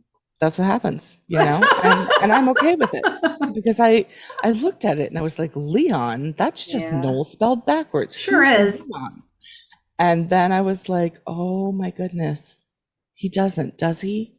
He doesn't. He doesn't actually refer to himself as Leon. Guys, right? I mean, listeners, you don't have to worry about giving anything away with your screams and cries, but it's, you know, I'm doing what I can here to keep it together. Oh. We're not far from that phase either, I'll be honest. But hey, you know, more to look forward to. Every step of the way, there's more to look forward to. I just can't imagine. I mean, my head may explode if it's like, I mean, if someone else refers to him that way, that's one thing. But like, oh man, if he goes third person, I don't know. I don't know what I'm going to do. Well, Fish, just, you know, for now, just comfort yourself with your new edit from Fool for Film. You really put in the man hours, the real hard work to make this thing happen. Yes, and deep appreciation for that. I think that it is amazing.